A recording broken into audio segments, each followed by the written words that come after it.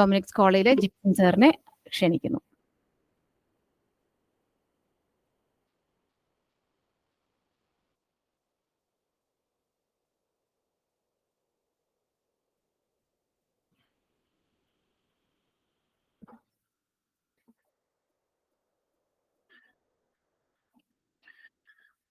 ഏറ്റവും പ്രിയപ്പെട്ട അധ്യാപക ശ്രേഷ്ഠരെ, രാവിലത്തെ വളരെ പ്രിയപ്പെട്ട ചർച്ചകൾക്ക് ശേഷവും ഉച്ചക്കത്തെ ഊണിന്റെ ഊർജവും കയ്യിലിറക്കി വെക്കൊണ്ട് നമ്മൾ ആവേശകരമായ അടുത്ത സെഷനിലേക്ക് കടക്കുകയാണ്. നമുക്ക് അത് നയിക്കാൻ വേണ്ടിയിട്ട് നമ്മുടെ കേരള ഹയർ എഡ്യൂക്കേഷൻ കൗൺസിലിന്റെ റിസർച്ച് ഓഫീസറായ ഡോക്ടർ സുധീരൻ കെ ഇവിടെയുണ്ട്.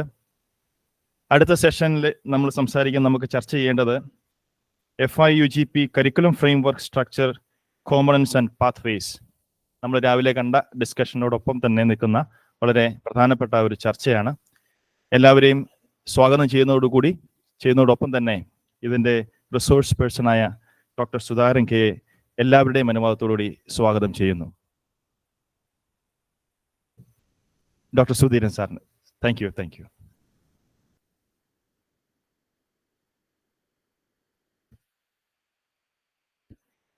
എല്ലാവർക്കും നമസ്കാരം. ഒരു ക്ഷമാപണത്തോടു കൂടിയാണ് തുടങ്ങുന്നത്. കാരണം ഒരു 1.5 മണിക്കൂറിൻ്റെ സെഷനുള്ള PPTയും ഒരു അരമണിക്കൂർ ഡിസ്കഷൻ എന്നുള്ള രീതിയിലാണ് ഞാനിത് സ്ട്രക്ചർ ചെയ്തിരുന്നത്. നമ്മളിപ്പോൾ തന്നെ 2 മണിക്ക് തുടങ്ങുമെന്നുള്ളൊരു പ്രതീക്ഷയിൽ നമ്മൾ 3/4 മണിക്കൂർ ഹെഡാണ്, അല്ലെങ്കിൽ കഴിഞ്ഞു പോയി. അപ്പോൾ അതിൻ്റെ അനുസരിച്ചിട്ടുള്ളൊരു റഷ് ത്രൂ PPTയിലൂടെ ഉണ്ടാവും. അതോടൊപ്പം തന്നെ ഈ ഒരു പ്രസൻറ്റേഷൻ കഴിയുന്നതോടൊപ്പം തന്നെ ഇവിടെ രാവിലത്തെ സെഷനിൽ ഉയർന്നു വന്ന കുറേ ക്വസ്റ്റ്യൻസ് ഉണ്ട്. അതിന് കുറേ ഉത്തരങ്ങൾ സെൽഫ് എക്സ്പ്ലനേറ്ററി ആയിട്ട് ആ PPTകളിൽ ഉണ്ടാവും എന്നാണ് വിചാരിക്കുന്നത്. അതല്ലെങ്കിൽ നമുക്ക് അക്കാര്യങ്ങൾ വളരെ വിശദമായിട്ട് തന്നെ ചർച്ച ചെയ്യാം എന്നുള്ളതും കൂടി സൂചിപ്പിക്കുകയാണ്. ഈ ഒരു ആമുഖമായിട്ട് ഒരു കാര്യം പറയാൻ ആഗ്രഹിക്കുകയാണ്. 4 വർഷ ബിരുദ പ്രോഗ്രാം എന്നുള്ളത് നമ്മൾ ആരംഭിക്കുന്നത് തീർച്ചയായിട്ടും ഹയർ എഡ്യൂക്കേഷൻ റിഫോംസ് കമ്മീഷന്റെ ഒരു നിർദ്ദേശമുണ്ട്. അതോടൊപ്പം തന്നെ UGCയുടെ ഒരു 4 ഇയർ കരിക്കുലം ക്രെഡിറ്റ് പാറ്റേൺ നമ്മുടെ മുന്നിലുണ്ട്. ക്രെഡിറ്റ് പാറ്റേൺ മുന്നിൽ വെച്ച ഒരു ഡോക്യുമെന്റ് ഉണ്ട്. അതിൽ പറയുന്ന ചില നിർദ്ദേശങ്ങളുണ്ട്. അത് നമ്മളെല്ലാവരും ഇപ്പോൾ ഒരു മിനിമം സ്റ്റാൻഡേർഡായിട്ട് അംഗീകരിച്ചു കഴിഞ്ഞാൽ, അതോടൊപ്പം തന്നെ Kerala higher education curriculum committee മുന്നോട്ട് വെച്ച ചില നിർദ്ദേശങ്ങളുണ്ട്. ഈ 2 നിർദ്ദേശങ്ങളാണ് സർവകലാശാലകൾക്ക് മുന്നിലുള്ളത്. സർവകലാശാലകൾക്ക് വേണമെങ്കിൽ UGCയിൽ പൂർണ്ണമായിട്ടും ഫോളോ ചെയ്യാനുള്ള ഓട്ടോണമി ഉണ്ട്. അതോടൊപ്പം തന്നെ Kerala higher education curriculum committee മുന്നോട്ട് വെച്ച കാര്യങ്ങൾ സ്വീകരിക്കാനുള്ള ഓട്ടോണമി ഉണ്ട്, സ്വാതന്ത്ര്യമുണ്ട്. പക്ഷേ തീർച്ചയായിട്ടും ഈ ഹയർ എഡ്യൂക്കേഷൻ കരിക്കുലം കമ്മിറ്റിയുടെ മുന്നിൽ ഒരു 133, 137 അല്ലെങ്കിൽ 177 എന്ന് പറയുന്ന ക്രെഡിറ്റ് അല്ലെങ്കിൽ ആ ഒരു സ്ട്രക്ചറിലോട്ട് വരാൻ കൃത്യമായിട്ടും ചില മാനദണ്ഡങ്ങൾ അല്ലെങ്കിൽ ചില ബൗണ്ടറീസ് നമ്മുടെ മുന്നിൽ ഉണ്ടായിരുന്നു. 2 മേജർ കോണ്ടൂർസ് അല്ലെങ്കിൽ 2 മേജർ ബൗണ്ടറീസിന്റെ ഉള്ളിൽ നിന്നിട്ടാണ് കരിക്കുലം കമ്മിറ്റി വർക്ക് ചെയ്തിട്ടുള്ളത്. ഒന്ന്, നമ്മുടെ അക്കാഡമിക് സ്റ്റാൻഡേർഡ് വർദ്ധിപ്പിക്കണം. 2, നിലവിലുള്ള അധ്യാപകരുടെ വർക്ക് ലോഡ് പൂർണ്ണമായിട്ടും സംരക്ഷിക്കണം. ഇത് രണ്ടും ഉറപ്പുവരുത്തിക്കൊണ്ടുള്ളൊരു പാറ്റേൺ ആണ് ഹയർ എഡ്യൂക്കേഷൻ കൗൺസിൽ മുന്നോട്ട് വെച്ചിട്ടുള്ള കരിക്കുലം ഫ്രെയിംവർക്ക്. അത് സ്വീകരിക്കണോ വേണ്ടേ എന്നുള്ളത് തീർച്ചയായിട്ടും സർവകലാശാലകളുടെ ഓട്ടോണമിയാണ്. തീർച്ചയായിട്ടും ഈ 133 177 we have a very valid and strong reasons. ആ റീസൺസ് ഐ തിങ്ക് ഈ സ്ലൈഡ്സിന്റെ ഉള്ളിലൂടെ നിങ്ങൾക്ക് മനസ്സിലാക്കാൻ കഴിയും എന്നുള്ളതാണ് പ്രതീക്ഷിക്കുന്നത്. And if you need any type of clarification I'm ready to that. So this is my plan of my session.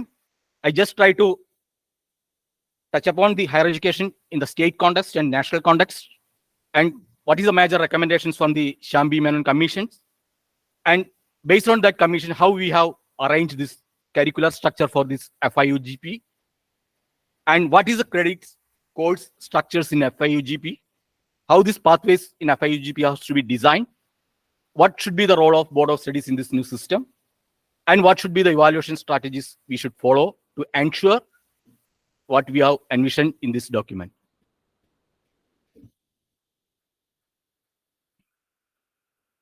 Just everyone knows this. We have around 13 lakh students enrolled in our higher education systems, this Kerala's context. We have more than 1,400 higher education institutions, around 3 lakhs UG seats, excluding the engineering, 20 A++ colleges, 32 A+ colleges, an AR of 43 colleges comes under the first 200. Many other indicators are very good as per the National Higher Education Survey document. Just to say that we are nowhere far behind any of the states. We are ahead. ഇതാണ് കേരളത്തിന്റെ ഉന്നത വിദ്യാഭ്യാസത്തിന്റെ ഒരു നേർചിത്രം.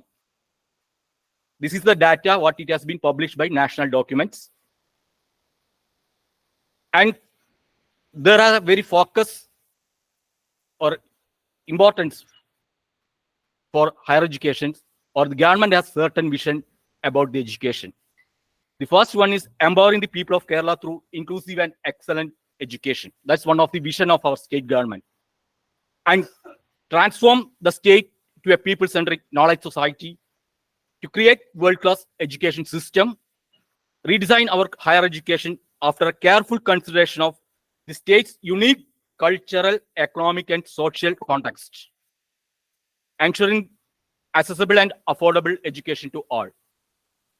Integrate the skill into higher education to equip graduates with practical skills and enhance the employability. ഇതെല്ലാമാണ് ഒരു curriculum design ചെയ്യുമ്പോൾ state ഗവൺമെന്റിന്റെ മുന്നിലുള്ള കൺസിഡറേഷൻ, അല്ലെങ്കിൽ അവർ state government interest in the curriculum. And based on that, we have appointed 3 commissions. Just these are the major recommendations of the Higher Education Reform Commissions, started from access and equity, ease of doing education, curricular reforms, scientific research and innovation in science and humanities. The higher education ecosystem should be restructured. The university governance should be changed. Library and digital infrastructure should be enhanced. Funding in higher education should be enhanced, and mobilizing the resources even from the private partnership. ഈ കാര്യങ്ങളെല്ലാം സർക്കാർ ഓരോ ഘട്ടത്തിലായി നടപ്പിലാക്കിക്കൊണ്ടിരിക്കുകയാണ്. പലതും അതിന്റെ details ഒരു may be higher education കൗൺസിലുമായി ബന്ധപ്പെട്ട് കഴിഞ്ഞാൽ you may be able to collect. ഈ പറയുന്ന 10 നിർദ്ദേശങ്ങളാണ് Shyam B Menon commission report 10 ചാപ്റ്റേഴ്സിലായിട്ട് എക്സ്പ്ലെയിൻ ചെയ്തിട്ടുള്ളത്. അതിൽ 3ാമത്തെ ചാപ്റ്ററിൽ പറയുന്നതാണ് curriculum reforms. So I just want to say we are on with all these recommendations. And we have to see what is the national context. Without considering the national context, we cannot have a unique state context. So we should consider very carefully what national context is there. And national context, we have the 3 important documents. One is National Higher Education Qualification Framework, National Credit Framework, and National Skill Education Qualification Framework. And there is a UGC credit and curricular structure for 4-year UG. So based on all these 4 documents, all these 4 documents has been referred while developing the state curriculum document. Only I just touch upon important points. That's equivalence between general, vocational, and skill education that has been implemented nationally. There is no much difference between or we can able to move from a skill education to a general education, or from the general education to a skill education. So based on that, academic levels has been oriented. The general education from 5th standard, they have 1 to 4 level, and higher education starts from 4.5 to 8, and the skill education starts from 1 to 8. And there is an important concept, there is national learning hour. That's the time and that average student need to attend class, study, and doing assignments, homework, etc. For per year, this 1,200 hours, and a learner should award a maximum of 40 credits. അധ്യാപകർക്ക് work load ഉള്ള പോലെ വിദ്യാർത്ഥികളുടെ ജോലിഭാരവും നിശ്ചയിച്ചിട്ടുണ്ട്. 40 മണിക്കൂറാണ് ഒരാഴ്ചയിൽ ഒരു വിദ്യാർത്ഥി ചെലവഴിക്കേണ്ടത്. ആ 40 മണിക്കൂറിൽ പരമാവധി 20 മണിക്കൂർ ക്ലാസും അതിനപ്പുറത്തോട്ടുള്ള ആക്ടിവിറ്റീസും. നമ്മൾ 16 മണിക്കൂറാണ് നമ്മൾ ഡിമാൻഡ് ചെയ്യുന്നത്. Student has the right to get 20 hours. So whenever we design some curriculum hereafter, we should also look into what nationally mandated policy. Otherwise, students may again go for case for that also. We cannot put more hours on students. So that's our limitation. So 40 hours of credits, the maximum we may able to, if you are strictly following, but we are violating a little bit. Taking the clause that we can have a 10%, that UGC itself document is mentioned. Based on that, we can have a 10% plus, not the minus. So we are utilizing that safe zone for all our designs.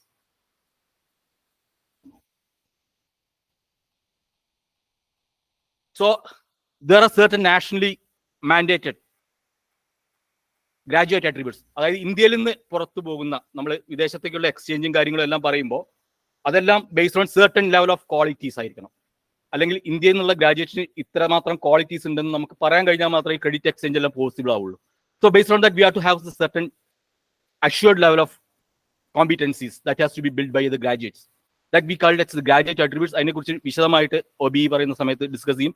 Anyway disciplines, അതായത് വിഷയ അധിഷ്ഠിതമായിട്ട് 4 different കാറ്റഗറിയിൽ knowledge ഉണ്ടാവണം എന്നുള്ളത് assure ചെയ്യുന്നുണ്ട്. A comprehensive knowledge and coherent understanding of the chosen disciplinary or interdisciplinary area.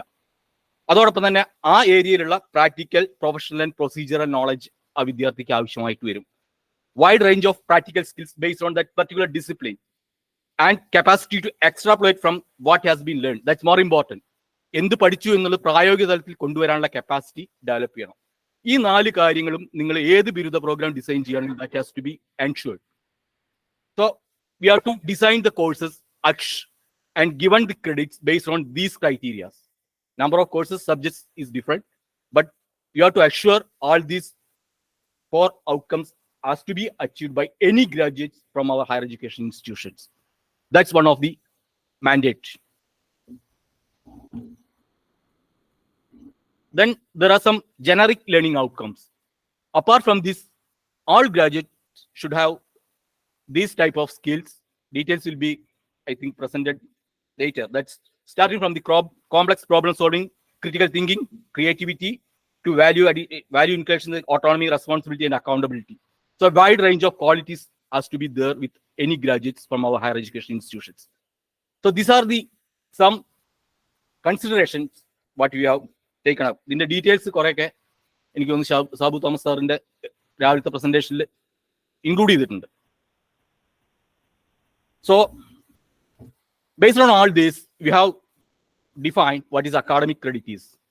ഇത് അറിയുന്ന കാര്യമാണ്. ടീച്ചേഴ്സിന്റെ എഫേർട്ടും സ്റ്റുഡൻസിന്റെ എഫേർട്ടും ഉണ്ട്. ടീച്ചേഴ്സിന്റെ 2 തരത്തിലുള്ള എഫേർട്സ് ആണ് അക്കൗണ്ട് ചെയ്യുന്നത്. Either you should do A lecture or tutorials or you should give A practical. Practical ആണെങ്കിൽ 2 മണിക്കൂർ പണിയെടുത്താലാണ് 1 ക്രെഡിറ്റ് അധ്യാപകന് ലഭിക്കുന്നത്.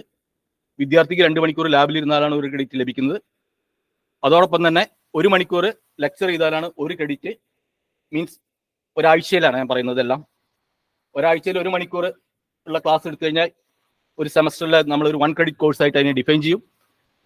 ഒരാഴ്ചയിൽ 1 അവർ 2 മണിക്കൂർ ലാബ് കോഴ്സ് നടത്തി കഴിഞ്ഞാൽ ഒരു സെമസ്റ്ററിൽ അതിനെ 1 ക്രെഡിറ്റ് ലാബ് കോഴ്സ് ആയിട്ടും അതിനെ ക്രെഡിറ്റ് ചെയ്യപ്പെടും. ബാക്കി and students can also earn credit based on his own effort. സ്വയം വിദ്യാർത്ഥിക്ക് ക്രെഡിറ്റ് ചെയ്യാനുള്ള ഒരു അവസരം അല്ലെങ്കിൽ ക്രെഡിറ്റ് ഏൺ ചെയ്യാനുള്ള ഒരു അവസരമുണ്ട് അധ്യാപകന്റെ സഹായത്തോടെ. അധ്യാപകന്റെ ക്ലാസ്സിൽ ഇരുന്നുകൊണ്ടല്ല, ബൈ ദ മെന്റർഷിപ്പ്. അതല്ലെങ്കിൽ വേറെ ഏതെങ്കിലും സെൽഫ് ലേണിംഗിന്റെ ഭാഗമായിട്ട്.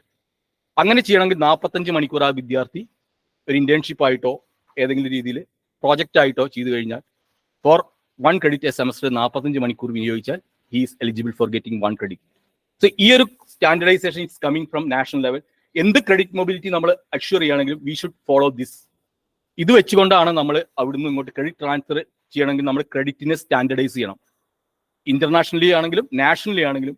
So this we have adopted this system.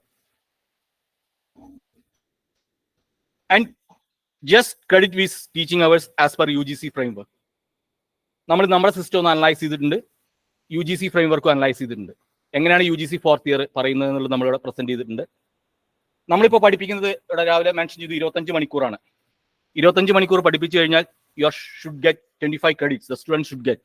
Lecture ആണെങ്കിൽ ഇപ്പോൾ നമ്മൾ പല ക്ലാസ്സുകളും ലെക്ചർ ആണ്, ചിലത് പ്രാക്ടിക്കൽ ഉണ്ട്, ഐ നോ ദാറ്റ്. ബട്ട് അതിന്റെ ഇതിലോട്ട് ഞാൻ പിന്നോട്ട് വരാം. ഇതാണെങ്കിൽ 25 മണിക്കൂർ പഠിപ്പിക്കുന്ന ലെക്ചർ ക്ലാസ്സുകൾ നമ്മൾ നടത്തുന്ന ഒരുപാട് കോഴ്സുകൾ ഉണ്ട്. 25 മണിക്കൂർ നമ്മൾ പഠിപ്പിക്കുന്നു. So the students should get maximum 25 credit. അങ്ങനെയാണെങ്കിൽ 3 വർഷം കൊണ്ട് 150 ക്രെഡിറ്റ് ആണ് വിദ്യാർത്ഥിക്ക് കിട്ടേണ്ടത്. ഇപ്പൊ നമ്മൾ 120 ക്രെഡിറ്റ് കൊടുക്കുന്നുള്ളൂ. സോ റിക്വയർഡ് ക്രെഡിറ്റ് പറയുന്നത് UGC പറയുന്നത് 120, 4 ഇയർ ആണെങ്കിൽ 180 അല്ല 160. ഈ 160 ക്രെഡിറ്റ് അക്യൂർ ചെയ്യണമെങ്കിലും 120 ക്രെഡിറ്റ് അക്യൂർ ചെയ്യണമെങ്കിലും ഒരു സെമസ്റ്റർ 20 ക്രെഡിറ്റ് വെച്ചിട്ട് വിദ്യാർത്ഥി അക്യൂർ ചെയ്താൽ മതി. സിമ്പിൾ മാത്തമാറ്റിക്സ് ആണ്. 6 സെമസ്റ്റർ കൊണ്ട് 120 അക്യൂർ ചെയ്യാൻ പറ്റും. അങ്ങനെയാണെങ്കിൽ UGC എങ്ങനെയാണ് 4th ഇയർ ഡിസൈൻ ചെയ്യാൻ നമ്മളോട് ആവശ്യപ്പെട്ടിരിക്കുന്നത് എന്നുള്ളത് കൂടി നമ്മൾ ഒന്ന് കണക്കാക്കണം. അതിൽ നമ്മൾ മനസ്സിലാക്കിയതിന്റെ അടിസ്ഥാനത്തിലും കൂടിയാണ് നമ്മൾ ചില ക്രെഡിറ്റിന്റെ കാര്യത്തിൽ ചില നിർദ്ദേശങ്ങൾ വന്നിട്ടുള്ളത്. 25 മണിക്കൂറിൽ 20 മണിക്കൂർ മതി വെച്ചാൽ 5 മണിക്കൂർ നിങ്ങളുടെ കയ്യിലുണ്ട്. അങ്ങനെ വെച്ച് കഴിഞ്ഞാൽ ഫസ്റ്റ് ഇയറിലും സെക്കൻഡ് ഇയറിലും തേർഡ് ഇയറിലും 5 മണിക്കൂറുണ്ട്. ഈ 5 മണിക്കൂർ നമുക്ക് 15 മണിക്കൂർ അവിടെ അങ്ങനെ നമുക്ക് കണ്ടെത്താൻ എന്നാണ് UGC പറയുന്നത്. പിന്നെ എക്സ്പീരിയൻഷ്യൽ ലേണിംഗ് എന്ന് പറഞ്ഞ ഒരു പുതിയൊരു സംവിധാനം UGC കൊണ്ടുവന്നിട്ടുണ്ട്. പ്രോജക്റ്റ് ചെയ്യാം. ലാസ്റ്റ് സെമസ്റ്റർ കംപ്ലീറ്റ് പ്രോജക്റ്റ് ആണ്. ഈ പ്രോജക്റ്റിന് 12 ക്രെഡിറ്റ് ആണ് പറഞ്ഞിരിക്കുന്നത്. അതിനെ നമ്മൾ ഇയർലിക്ക് മാറ്റി കഴിഞ്ഞാൽ 6 എന്ന് പറയാം. 4 ക്രെഡിറ്റ് ഇന്റേൺഷിപ്പിന് 2 ക്രെഡിറ്റ് എടുക്കുന്നു. അങ്ങനെ 8 മണിക്കൂർ ആ രീതിയിൽ നിങ്ങൾക്ക് 4ാമത്തെ വർഷത്തിലേക്ക് കൊണ്ടുവരാം. ഇനി ഓൺലൈൻ ആൻഡ് സെൽഫ് ലേണിംഗ് എന്ന് പറയുന്നത് UGC റെഗുലേഷൻ പറയുന്നുണ്ട് അപ് ടു 40%. അങ്ങനെ ആ ഒരു 40% കൂടി അവിടെ വെച്ച് കഴിഞ്ഞാൽ you are going to get 32 hours. ഇതിന്റെ ഞാൻ 260 ഒരു ജസ്റ്റ് 40% കണ്ടതാ. 55 മണിക്കൂർ അവിടെ 4ാം വർഷത്തേക്ക് വേണമെങ്കിൽ കണ്ടെത്താം എന്നുള്ള ഒരു നിർദ്ദേശം UGC വെച്ചിട്ടുണ്ട്. കരിക്കുലർ ഫ്രെയിം ഇവിടെ കമ്മിറ്റി വെച്ചതല്ല. അതിന്ന് എത്ര എടുക്കാൻ പറ്റും എന്നുള്ളൊരു കാൽക്കുലേഷൻ ആണ് നമ്മളുടെ ഈ 133 ഉള്ളതിലേക്ക് 55 മണിക്കൂർ UGC പറയുന്ന പ്രകാരം നടപ്പിലാക്കണമെങ്കിൽ ഈ രീതിയിൽ നടപ്പാക്കാം. യു കൻ 4th ഇയറിൽ 55 മണിക്കൂർ ഈ രീതിയിൽ കണ്ടെത്താൻ കഴിയും ആസ് പെർ UGC റെഗുലേഷൻസ്. അങ്ങനെ കണ്ടെത്തി കഴിഞ്ഞാൽ ആകെ 20 മണിക്കൂറേ വേണ്ടൂ. 55 മണിക്കൂറിനുള്ള ഓപ്ഷൻ UGC ഇട്ടിട്ടുണ്ട്. ഇതിന്റെ ഒരു കോമ്പിനേഷൻ എത്ര ക്രെഡിറ്റ് നമുക്ക് ഇപ്പോൾ ഉള്ള കയ്യിൽ നിന്ന് കൊണ്ടുവരാൻ പറ്റും, എത്ര ക്രെഡിറ്റ് കുട്ടികൾക്ക് സ്വയം ആർജിക്കാൻ പറയാൻ പറ്റും, എത്ര ക്രെഡിറ്റ് ഓൺലൈനായിട്ട് കുട്ടികൾക്ക് ആർജിക്കാൻ പറയാൻ പറ്റും. അങ്ങനെയാണ് 20 മണിക്കൂറാണ് മിനിമം വേണ്ടത് 4ാമത്തെ വർഷത്തേക്ക്. 55 മണിക്കൂറിന്റെ ഓപ്ഷൻ ഉണ്ട്. So it's the choice is with the universities എങ്ങനെ ചെയ്യണമെന്നുള്ളത്. So that's the one way or that's the only way. So coming to the recommendations of the, ഞാൻ ഇത്രയും കാര്യങ്ങൾ പറഞ്ഞുകൊണ്ടാണ് ഷാംബി മേനോൻ എന്താണ് പറഞ്ഞത് എന്നുള്ളത് പറയാനാണ് പോകുന്നത്. This exactly from the Shyam B Menon commissions report. First one, this implement the semester system in this true spirit. നമ്മൾ ട്രൂ സ്പിരിറ്റിലെ സെമസ്റ്റർ സിസ്റ്റം നടപ്പാക്കിയത് അത് നമ്മൾ അംഗീകരിച്ചേ പറ്റുള്ളൂ. 150 മണി അങ്ങനെ ട്രൂ സ്പിരിറ്റിൽ നടപ്പാക്കിയിരുന്നു വെച്ച് കഴിഞ്ഞാൽ 150 മണിക്കൂർ പഠിപ്പിച്ചുകൊണ്ട് 120 ക്രെഡിറ്റ് കുട്ടികൾക്ക് ഏൺ ചെയ്യേണ്ട ഒരു സാഹചര്യം ഉണ്ടാവില്ലായിരുന്നു. ഒരുപക്ഷെ കുട്ടികൾക്ക് മോർ നമ്പർ ഓഫ് ചോയ്സസ് കിട്ടുമായിരുന്നു. ചോയ്സസ് കൊടുക്കണം എന്ന് പറഞ്ഞാൽ അത് ചോയ്സസ് കിട്ടില്ല. We are calling at CBCS system and we have only one open course and that to the school or department will determine, not the student. Choice is to the student, not to the, നമ്മുടെ സിസ്റ്റത്തിൽ choice is for the institution or to the teacher, not to the student. So അത് മാറിക്കൊണ്ട് true സ്പിരിറ്റിൽ അത് നടപ്പിലാക്കണം എന്നുള്ളതാണ് ഷാംബി മേനോൻ കമ്മീഷന്റെ first recommendation. And decentralisation of higher education system with curriculum broadly set up by university and syllabi determined by teachers in the college. So this is the recommendations. അതിൽ ഒരു കാര്യം കൂടി പറയുന്നുണ്ട്. ഈ ഫസ്റ്റ് സ്റ്റെപ്പില് ഈ സിലബൈ എന്ന് പറയുന്നത് കളക്റ്റീവ്ലി എല്ലാ ടീച്ചേഴ്സും കൂടി ചേർന്നുകൊണ്ട് ഡിറ്റർമിൻ ചെയ്യുക, ഒരു കോമൺ കൺസെൻസിൽ എത്തിക്കൊണ്ട് ദെൻ കൂടുതൽ എന്തെങ്കിലും എൻറിച്ച്മെന്റ് നടത്തണമെന്നുണ്ടെങ്കിൽ the teachers can do it. So ഒരു സിലബസ് എന്ന് പറയുന്നത് ഏതെങ്കിലും യൂണിവേഴ്സിറ്റി തരും എന്ന് പറഞ്ഞാൽ യൂണിവേഴ്സിറ്റിയുടെ ഇൻഡിപെൻഡന്റ് എൻറ്റിറ്റി ആവരുത്. ആ ഒരു യൂണിവേഴ്സിറ്റിയിലുള്ള എല്ലാ ടീച്ചേഴ്സും കൂടി ചേർന്നുകൊണ്ട് ഓരോ വിഷയത്തിനുള്ള സിലബസ് എന്താണെന്ന് തീരുമാനിക്കുക.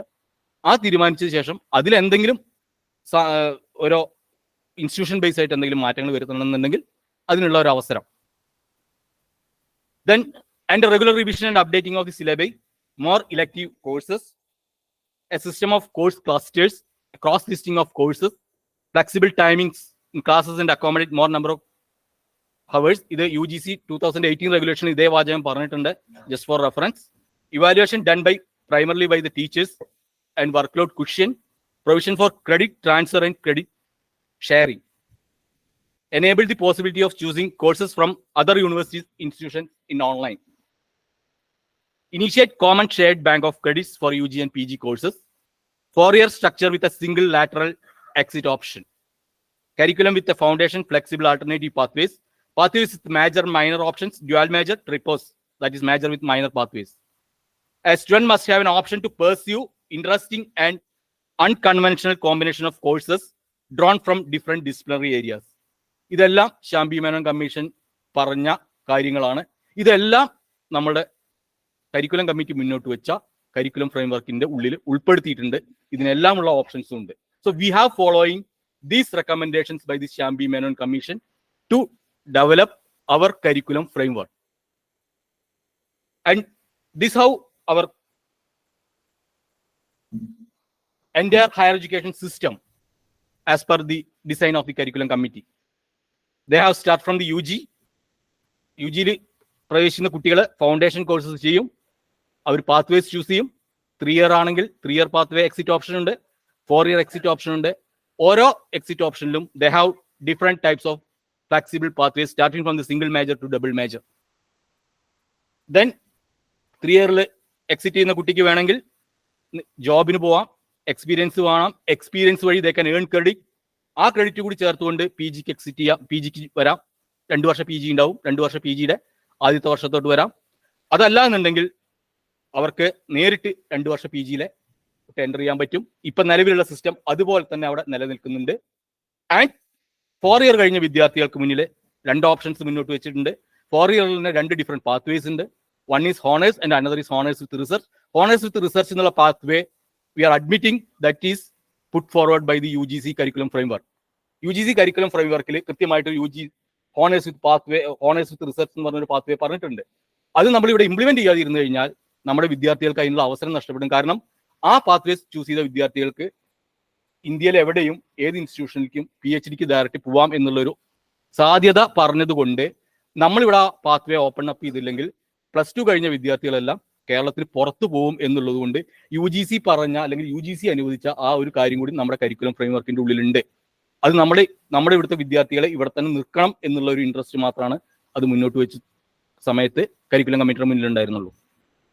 And another one is if the students go for job or experience, he can earn credit and they can enter into the 2-year structure of the PG program, and they should earn the required credit of rest of the credit, that is 44 credits within 1 year. ഈ 2 വർഷത്തെ PG പ്രോഗ്രാമിന്റെ ഉള്ളിൽ നിന്ന് അവർക്ക് ആവശ്യമുള്ള credit അവർ accumulate ചെയ്തുകൊണ്ട് they can earn their PG degree. So this is the proposed structure.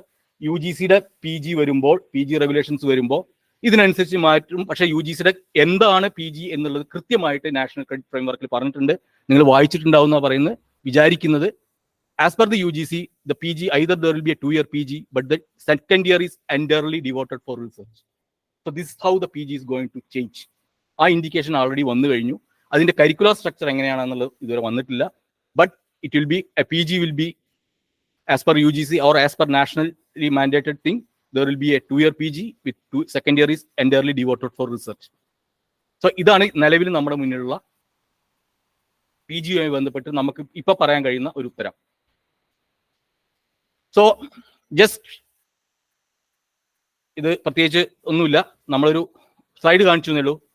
Technology നമ്മൾ എങ്ങനെ മാറുന്നു അല്ലെങ്കിൽ എന്തുകൊണ്ടാണ് നമ്മൾ എഡ്യൂക്കേഷൻ മാറണമെന്ന് പറയുന്നതിന് ചില ഉദാഹരണങ്ങളാണ്. ടെക്നോളജി മാറിയിട്ടുണ്ട്. ഞാൻ പഠിക്കുന്ന സമയത്ത് എന്നെ സംബന്ധിച്ചോളം ചിലതൊക്കെ ലക്ഷറി ആയിരുന്നു ഇതിലുള്ള ചില സാധനങ്ങളൊക്കെ. ഫോർ എക്സാമ്പിൾ ആ കൊമ്പുള്ള ഒരു മൊബൈൽ. എനിവേ 2000-ലാണ് ഞാൻ ഇങ്ങനെ കൊമ്പുള്ള ഒരു മൊബൈൽ വാങ്ങിച്ചത്. ഞാൻ ഹൈദരാബാദ് യൂണിവേഴ്സിറ്റിയിൽ PhDക്ക് ജോയിൻ ചെയ്ത സമയത്താണ് ആദ്യമായിട്ട് മൊബൈൽ വാങ്ങിക്കുന്നത്. എനിവേ സോ ഇപ്പം 20 വർഷമായിട്ടുള്ളൂ. And this is the reality now. എല്ലാം സെൽഫ് എക്സ്പ്ലനേറ്ററി ആണ്. ഇതിൽ ChatGPT കൂടി ഉണ്ട്, അതിനെ ഇൻക്ലൂഡ് ചെയ്തിട്ടില്ല. ആൻഡ് എഡ്യൂക്കേഷനിലുള്ള ഒരു ചേഞ്ച് ഇത് first one, new combinations. Ashoka university ഒരു പരസ്യമാണ്. ഞാൻ അശോക യൂണിവേഴ്സിറ്റിനെ പ്രൊമോട്ട് ചെയ്യല്ല. അവർ കൊടുത്തിരിക്കുന്ന ഒരു caption, you physics or literature, നിങ്ങൾക്ക് കൺഫ്യൂഷൻ ഉണ്ടോ? Why not study both? That's their caption. ഇപ്പൊ ഫിസിക്സ് പഠിക്കണോ ലിറ്ററേച്ചർ പഠിക്കണോ എന്ന് 12ാം ക്ലാസ് കഴിഞ്ഞൊരു വിദ്യാർത്ഥിക്ക് ഒരു സംശയം ഉണ്ടെങ്കിൽ അത് വളരെ ഫിസിക്സ് പഠിക്കണോ, എല്ലാവർക്കും അങ്ങനത്തെ ഒരുപാട് കൺഫ്യൂഷൻസ് ഉണ്ടാവും ഏത് പാത്വേ തിരഞ്ഞെടുക്കണമെന്നുള്ളത്. അപ്പോൾ ഇവർ മുന്നോട്ട് വയ്ക്കുന്ന option, you can study both if you come to Ashoka. അതൊരു ഇൻട്രസ്റ്റിംഗ് ക്യാപ്ഷൻ ആണെന്ന് തോന്നുന്നു. കാരണം നമുക്കറിയാം പല വിദ്യാർത്ഥികളും ഇത്തരത്തിലുള്ള കൺഫ്യൂഷൻസ് ഉള്ള വിദ്യാർത്ഥികളുണ്ട്. നമുക്കും ഉണ്ടായിരുന്നു 12ാം പ്രീ ഡിഗ്രി കഴിഞ്ഞ സമയത്ത് ഏത് വിഷയം എടുക്കണം, ഫിസിക്സ് എടുക്കണോ, കെമിസ്ട്രി എടുക്കണോ, മാത്സ് എടുക്കണോ, അതോ ഹ്യൂമാനിറ്റീസ് എടുക്കണോ എന്നുള്ള ഒരുപാട് കൺഫ്യൂഷൻസ് ഉണ്ടായിരുന്നു. So that's one option. Then അടുത്തത് ഓവർസീസ് എഡ്യൂക്കേഷൻ. ഓവർസീസ് എഡ്യൂക്കേഷൻ കിട്ടിക്കഴിഞ്ഞാൽ വിദ്യാർത്ഥികൾക്ക് ഉണ്ടാകുന്ന ഒരുപാട് ക്വാളിറ്റീസിനെ കുറിച്ച് പലരും അഡ്വർടൈസ് ചെയ്യുന്നുണ്ട്. Starting from A global citizen ആണ്, എംപ്ലോയർ കൂടുതൽ റെക്കഗ്നൈസ് ചെയ്യും, സ്റ്റേ ബാക്ക് ഓപ്ഷൻസ് ഉണ്ട്, ഡെവലപ്പ് യുവർ ഓൺ പേഴ്സണാലിറ്റി, അങ്ങനെ ഒരുപാട് ക്വാളിറ്റീസ്. നിങ്ങൾ വിദേശത്ത് പഠിച്ച ഇതൊക്കെ നിങ്ങൾക്ക് കിട്ടുമെന്ന് പറഞ്ഞ് അഡ്വർടൈസ് ചെയ്യുന്ന ഒരുപാട് ആളുകൾ നമ്മുടെ ഇടയിലുണ്ട് ഇന്ന്. Then another option liberal arts എന്ന് പറയുന്ന ഒരു പുതിയൊരു, നിങ്ങൾക്ക് ഫിസിക്സും കെമിസ്ട്രി അങ്ങനെയൊന്നും പഠിക്കേണ്ട കാര്യമില്ല, ഇതെല്ലാം കൂടി പഠിക്കാം. വേണമെങ്കിൽ മ്യൂസിക്കും ഫിസിക്സും ഒരുമിച്ച് പഠിക്കാം. അങ്ങനത്തെ ഒരു ഓപ്ഷൻ അത് യൂണിവേഴ്സിറ്റീസ് ഓഫർ ചെയ്യുന്നുണ്ട് കേരളത്തിൽ, ഐ മീൻ ഇന്ത്യയിലെ, വിദേശത്തും ഉണ്ട്. Then fourth one online education. നമുക്കറിയാം IIT ഇവിടെ MG യൂണിവേഴ്സിറ്റി തന്നെ എത്ര കോഴ്സുകൾ ഓൺലൈനിൽ തുടങ്ങിയിട്ടുണ്ടെന്നുള്ളത് നമുക്കറിയാം. അതോടൊപ്പം തന്നെ ഓൺലൈൻ എഡ്യൂക്കേഷനും റെഗുലർ എഡ്യൂക്കേഷനും ഇന്ന് ഇക്വലൻസ് UGC പറഞ്ഞിട്ടുണ്ട്, ദാറ്റ് ഈസ് ഈക്വൽ. അതിന്റെ UGCയുടെ കത്ത് എല്ലാ ഇൻസ്റ്റിറ്റ്യൂഷൻസിലും വന്നു കാണും. ഇത്തരം വെല്ലുവിളികൾ നമ്മുടെ മുന്നിലുണ്ട് ഇന്ന്. പണ്ടത്തെ പോലെ ഉള്ള ഒരു സാധ്യതയല്ല എന്ന് മാത്രം പറയാനാണ് ഈ ഒരു ബാക്ക്ഗ്രൗണ്ടിലോട്ട് ഞാൻ നിങ്ങളുടെ ശ്രദ്ധ ക്ഷണിച്ചത്. And this is our approach still. That's ഇതിനെക്കുറിച്ച് ഡീറ്റെയിൽ ആയിട്ട് പറഞ്ഞു. This is the teacher centred approach. നമ്മളിപ്പോഴും മാറിയിട്ടൊന്നുമില്ല. ടീച്ചർ ആരാന്നും കുട്ടികൾ ആരാന്നും നമുക്ക് തിരിച്ചറിയാം. ഗുരുക്കൾ സാറ് രാവിലെ പറഞ്ഞു ബ്രിട്ടീഷുകാർ കൊടുന്ന സിസ്റ്റമാണ്, അവരെ അത് ഉപേക്ഷിച്ചു എന്നുള്ളത്. പക്ഷെ ഇപ്പോഴും നമ്മളത് ഫോളോ ചെയ്യുന്നു. Let's focus on lecture, performing and presentation of material and essentially transferring information to the classes. ഇത് ആണ് നമ്മുടെ ഒരു traditional transaction method what we are following now. And this how a learner centric classroom should be ideally. ഇവിടെ ആ ഒരു രണ്ട് പിക്ചറിൽ there is a teacher.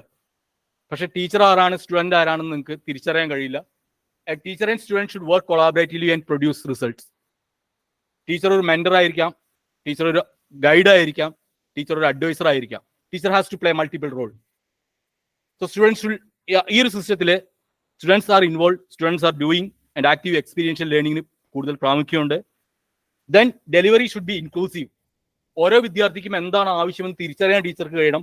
അത്തരത്തിലുള്ള കാര്യങ്ങൾ വിദ്യാർത്ഥികളെ ഗൈഡ് ചെയ്യണം. അപ്പൊ ഞാനിവിടെ ഇരുന്നിട്ട് ഇപ്പോൾ ഇതങ്ങോട്ട് ഞാൻ ഇപ്പോൾ ചെയ്യുന്ന കാര്യം നിങ്ങൾക്ക് പലർക്കും പല ലെവലിൽ ഇത് അറിയായിരിക്കും. ഇതിനെക്കുറിച്ച് എന്നെക്കാളും ഗ്രാഹ്യമുള്ള ഒരുപാട് പേര് ഇതിലുണ്ടാവും. അവരെക്കുറിച്ച് ഞാൻ പറയുന്നത് റിപ്പീറ്റേഷനും ബോറിംഗും ആയിരിക്കും. ചിലപ്പോൾ ചില ആളുകൾ ഇത് അറിയാത്ത ആളുകളുണ്ടാവും, അവർക്ക് ചിലപ്പോൾ ഇത് ഗുണകരമായിരിക്കും. അപ്പൊ ആ രീതിയിലാണ് നമ്മുടെ ക്ലാസ് റൂമുകൾ നടക്കുന്നത്. പക്ഷെ അറിയുന്ന ആളുകൾക്ക് നമ്മൾ ഡിസ്കസ് ചെയ്യുമ്പോൾ അവരുടെ അറിവും നമ്മുടെ അറിവും കൂടുതൽ വർദ്ധിക്കും. അറിയാത്ത ആളുകൾക്ക് അത് കൂടുതൽ ഗുണകരമാവും. അത്തരത്തിലുള്ള ക്ലാസ് റൂംസുകളായിട്ട് നമുക്ക് മാറാൻ കഴിയുമോ എന്നുള്ളതാണ് അതാണ് ഈ കരിക്കുലം അല്ലെങ്കിൽ ഈ ഒരു ചേഞ്ച് എന്ന് പറയുന്നത്. അതിന് കൃത്യമായിട്ട് ഗുരുക്കൾ സാർ രാവിലെ അത് പറഞ്ഞിട്ടുണ്ട്. അതാണ് ഇതിന്റെ ഒരു ചേഞ്ച്. അല്ലാതെ 3 വർഷം എന്നുള്ളത് 4 വർഷത്തേക്ക് ആക്കലല്ല എന്നുള്ളതാണ് Kerala higher education curriculum framework മുന്നോട്ട് വെക്കുന്ന ഏറ്റവും പ്രധാനപ്പെട്ട കണ്ടീഷൻ. ക്രെഡിറ്റും ബാക്കിയുള്ള കാര്യങ്ങളൊക്കെ ആർക്ക് വേണമെങ്കിൽ എത്ര വേണമെങ്കിൽ നിശ്ചയിക്കുക. UGC പറഞ്ഞ 120 ഉണ്ട്, അത് പൊട്ടിട്ട് പിന്നെ അതിന്റെ കണ്ടീഷൻ ഉണ്ട് 180 വരെ 200 എത്ര വേണമെങ്കിലും ആവാം. That's not the matter. Credit is not the matter here. Only how we are transacting our knowledge to the student. And of course there are 3 different types of degrees. That's 3-year UG, 4-year UG with honors. ഈ 4-year UG with honorsന് ഒരു നമ്മുടെ ഇവിടെ പ്രോജക്റ്റിന്റെ കാര്യം അതോടെ രാവിലെ സൂചിപ്പിച്ചു കഴിഞ്ഞു. Then 4-year UG with honors with research. This is as per the UGC, what UGC says. And these are the broad components of the FYUGP curriculum. We have a foundation components, that's 4 major course baskets starting from the ability enhancement to multidisciplinary. And there are discipline specific pathway components. ഈ pathway components ഉപയോഗിച്ചുകൊണ്ടാണ് നിങ്ങൾ major ആണോ minor ആണോ എന്നുള്ള കാര്യങ്ങളൊക്കെ തീരുമാനിക്കുന്നത്. അതിൽ 3 types of courses ഉണ്ട്. Discipline specific core courses, that's level 100 to 300. അപ്പോൾ ഇവിടെ ഒരു കാര്യം, ഇവിടെ ഒറ്റ ക്വസ്റ്റിന് ഇവിടെ 120 ക്രെഡിറ്റ് എടുത്തു കഴിഞ്ഞാൽ ഒരാൾക്ക് ഡിഗ്രി കിട്ടുമോ കിട്ടില്ല എന്നൊരു ക്വസ്റ്റ്യൻ ചോദിച്ചു. May be. പക്ഷേ ആ 120 ക്രെഡിറ്റ് എവിടുന്ന് എടുക്കണം എന്നുള്ളതും കൂടി നമ്മൾ കൃത്യമായിട്ട് നമ്മുടെ റെഗുലേഷനിൽ പറയേണ്ടതുണ്ട്. നിങ്ങൾ 120 ക്രെഡിറ്റ് എവിടുന്നെങ്കിലും ഏതെങ്കിലും പേപ്പർ എടുത്തു വന്നാൽ കഴിയില്ല. നിങ്ങളുടെ യൂണിവേഴ്സിറ്റി ഡിഗ്രി കിട്ടണമെന്നുണ്ടെങ്കിൽ നിങ്ങൾ ഏതൊക്കെ പേപ്പർ പഠിച്ചിരിക്കണം എന്നുള്ളത് നിങ്ങൾ നിശ്ചയിക്കണം. ഓരോ ലെവലിൽ എത്ര പേപ്പർ പഠിച്ചിരിക്കണം, ആ പേപ്പർ ഏതൊക്കെയാണ്, അതാണ് നിങ്ങളുടെ യൂണിവേഴ്സിറ്റിയുടെ കരിക്കുലം എന്ന് പറയുന്നത്. MG യൂണിവേഴ്സിറ്റി ഫിസിക്സിന്റെ കരിക്കുലം എന്താണെന്നുള്ളത് ഫിസിക്സ് ഡിപ്പാർട്ട്മെന്റ് അല്ലെങ്കിൽ ഫിസിക്സ് ബോർഡ് ഓഫ് സ്റ്റഡീസ് തീരുമാനിക്കണം.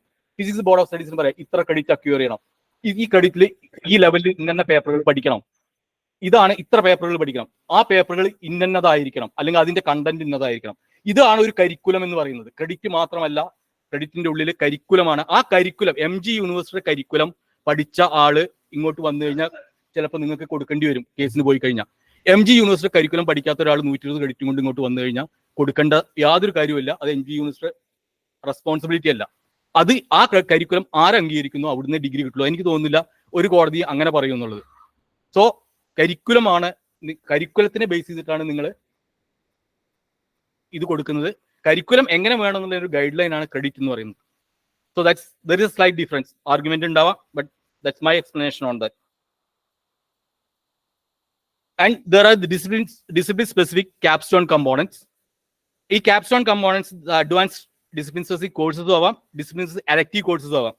ഈ മേജറിലും മൈനറിലും there is a possibility of electives. Electives എന്താണെന്നൊക്കെ നമുക്കറിയാം.